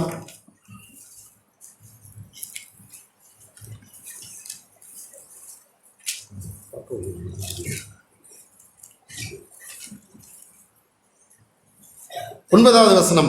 தேவன் நம்மை கோபாக்கினைக்கென்று நியமிக்காமல் நம்முடைய கர்த்தராகிய இயேசு கிறிஸ்து மூலமாய் இரட்சிப்படைவதற்கென்று நியமித்தார். நாம் விழித்திருப்பவர்களானாலும் நித்திரையடைந்தவர்களானாலும் தம்முடனே நாம் ஏகமாய் பிழைத்திருக்கும்படி அவர் நமக்காக மரித்தாரே. இருதயத்தில் நாம் இயேசு கிறிஸ்து தேவன் என்று விசுவாசித்தால் ரட்சிக்கப்படுவோம். யார்? இயேசு கிறிஸ்து தேவன் என்று விசுவாசித்தால், நாம் அறிக்கையிட்டால், யாரை? தேவனை. அவரை தவிர வேறு ஒன்றுமில்லை. எல்லாவற்றிலும் நம் வாழ்க்கையில் என்ன ஏது எப்படி நடந்தாலும் அவர் லீட் எடுக்கிறாரா, அவர் மகிமைப்படுகிறாரா, அவர் உயர்த்தப்படுகிறாரா, அவர் பிறர் கண்களுக்கு முன்பாக தெரிகிறாரா, இந்த உலகத்தாருக்கு முன்பாக, யாருக்கு முன்பாகவும் நம்முடைய வாழ்க்கையில் தேவன் God should be exposed. தேவன் நமக்கு முன்பாக வெளிப்பட வேண்டும். அவர் நமக்கு முன்பாக முன்னிறுத்தப்பட வேண்டும். அப்படிப்பட்ட ஒரு வாழ்க்கைக்காக தேவன் நம்மை அழைத்திருக்கிறார். நமக்கு கிடைத்த மிகப்பெரிய சிலாக்கியம் எது? அதை நம் வாழ்க்கையில் நிரூபித்து விடுவோம். ஆமென். நாம் ஜெபிக்கிறதும்ப ஒரு சில வார்த்தைகளை நம்ம வாசிப்போம். யோவான் 4ஆம் அதிகாரத்தில் நம்ம கேட்ட ஒரு நல்ல வார்த்தை. இது எப்படி எழுதியிருக்கணும்? சகோதரன் ரமேஷ் மாஸ்டர் அந்த வார்த்தை.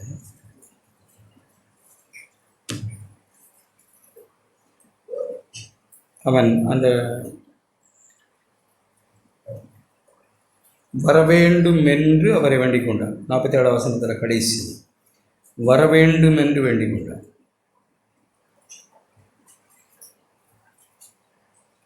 இப்போ 50 வசனம், நீ போகலாம், உன் குமாரன் பிழைத்திருக்கிறான் என்றார். அந்த மனுஷன் இயேசு சொன்ன வார்த்தையை நம்பி போனான். அப்படிங்கிற வார்த்தையை நீங்கள் மேலே 47 எழுதியிருக்கிறபடி வர வேண்டும் என்று அழைத்தான், நம்பி போனான். உண்மையில் விசுவாச வாழ்வது ஒரு நல்ல அருமையான வாழ்வு. கர்த்தருடைய வார்த்தையை நம்புறது. வர வேண்டும் என்று போனான், நம்பி போனான். அந்த வார்த்தை எப்படி ஒரு சில மொழிபெயர்க்கிறாங்கன்னா, அவன் வர வேண்டுமென்று அழைத்து வந்தான், நீ என் கூட வரணும்னு வந்தான். ஆனால் அவர் சொல்லும்போது நீ போ, உன் வேலைக்காரன் பிழைத்திருக்காருன்னா அவன் நம்பி போனான்ங்கிற வார்த்தையை இயேசுவை அழைத்து கொண்டு போனான். அப்படியே வர வேண்டும் என்று சொல்லி எப்படி வந்தானோ அவன் இயேசுவை அழைத்து கொண்டு அவருடைய வார்த்தையை நம்பிங்கிற வார்த்தையை அவர் இயேசுவை அழைத்து கொண்டே போனான் அப்படின்னு அவர்கள் சொல்லுகிறார்கள். ஒருவேளை அதுதான் உண்மையாக இருக்கலாம். அநேக நேரங்களில் ஆண்டவர் சொன்ன வார்த்தைகளை அவர் நம்ம கூட இருந்து செய்கிறார், வருகிறார்னே தான் நம்ம நம்பணும். சொன்னவரை அப்படி தான் அவன் அழைத்து கொண்டு போனான். போகலாம்னு சொன்னார், சொன்னவரை அவன் அந்த வார்த்தையை நம்பினா அவரை அழைச்சிக்கிட்டே போனான், சோமாயிட்டான். அப்படிப்பட்ட அருமையான விசுவாச வாழ்வை தான் தேவன் நமக்கு தர்றாங்க. இன்னொரு வார்த்தை ஏசாயா 61ஆம் அதிகாரம். உண்மையாகவே தம்முடைய நாம மகிமைக்கு என்று நாம் நாட்டப்பட்ட மக்கள் கேட்டுக்கொண்டிருப்பதையே உற்சாகமடைந்த 61ஆம் வசனத்தை வாசித்து நம்ம ஜெபிக்கலாம். ஏசாயா 61.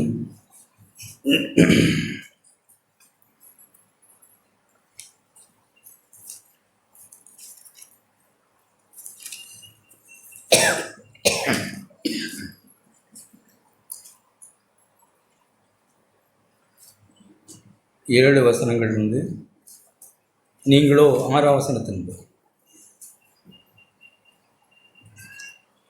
5ஆம் வசனத்தில் மறுஜாதியார் நின்று கொண்டு உங்கள் மந்தையை மேய்த்து, அந்நிய புத்திரர் உங்கள் பண்ணை ஆட்களும் உங்கள் திராட்சை தோட்டக்காரருமாய் இருப்பார்கள். தேவன் தம்முடைய நாமத்தை மகிமைப்படுத்த தம்முடைய ஜனத்தை அழைத்து, நீங்களோ கர்த்தரின் ஆசாரியர் என்றும் சொல்லப்படுவீர்கள், உங்களை நமது தேவனுடைய பணிவிடக்காரர் என்பார்கள், நீங்கள் ஜாதிகளின் செல்வத்தை அனுபவித்து அவர்கள் மகிமையை கொண்டு மேன்மை பாராட்டுவீர்கள். 7ஆம் வசனம், அவர் தம்முடைய நாமத்தை எப்படி நம் மூலமாய் மகிமைப்படுத்த விரும்புகிறார். உங்கள் வெட்கத்துக்கு பதிலாக 2 அத்தனையாய் பலன் வரும் சொல்லிட்டு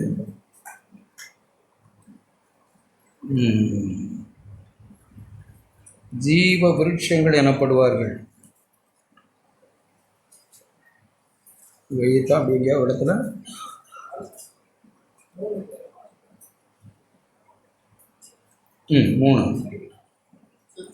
சியோனில் துயரப்பட்டவர்களை சீர்படுத்தவும், அவர்களுக்கு சாம்பலுக்கு பதிலாக சிங்காரத்தையும், துயரத்துக்கு பதிலாக ஆனந்த தைலத்தையும், ஒடுங்கின ஆவிக்கு பதிலாக துதியின் உடையையும் கொடுக்கவும் அவர் என்னை அனுப்பினார். அவர்கள் அனுப்பி அவர் வந்தாரே, ஒரு சில மக்களை சந்தித்தாரே, அவர்கள் கர்த்தர் தம்முடைய மகிமைக்கென்று நாட்டின நீதியின் விருட்சங்கள் எனப்படுவார்கள். கர்த்தர் நமக்கு இப்படிப்பட்ட வாழ்க்கையை கொடுக்க வந்தாரே, அதை ஏற்றுக்கொண்டு அதை அனுபவிக்கிற மக்கள் தேவன் கர்த்தர் தம்முடைய மகிமைக்கென்று நாட்டின நீதியின் விருட்சங்கள் எனப்படுவார்கள். தம்முடைய மகிமையை மகிமைப்படுத்த தேவன் நம்மை அழைத்த ஜனங்கள் நம் மூலமாய் தேவன் தம்முடைய நாமத்தை மகிமைப்படுத்துகிறார். அவரை விசுவாசித்தால் மட்டும் போதும். ஏசாயா 45 நம்ம வாசித்தோமே அருமையாக.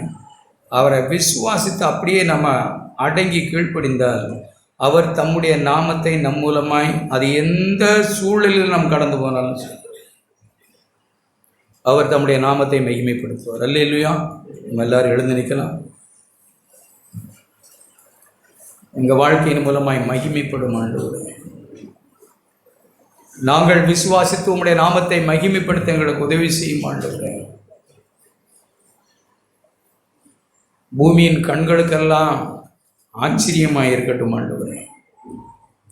நாங்கள் கடந்து போகிற நெருக்கங்கள், பாடுகள், உபத்திரவங்கள் மத்தியில் மேன்மை பாராட்டி, பவுல் சொன்னது போல, உபத்திரவங்களிலே நாங்கள் மேன்மை பாராட்டுகிறோம். நான் விசுவாசிக்கிறவர் இன்னார் என்று அறிவேன். நான் அவரிடத்தில் ஒப்பு கொடுத்ததை அவர் அந்நாள் வரைக்கும் காத்துக்கொள்ள வல்லவராய் இருக்கிறார் என்று நான் நிச்சயித்தும் இருக்கிறேன்.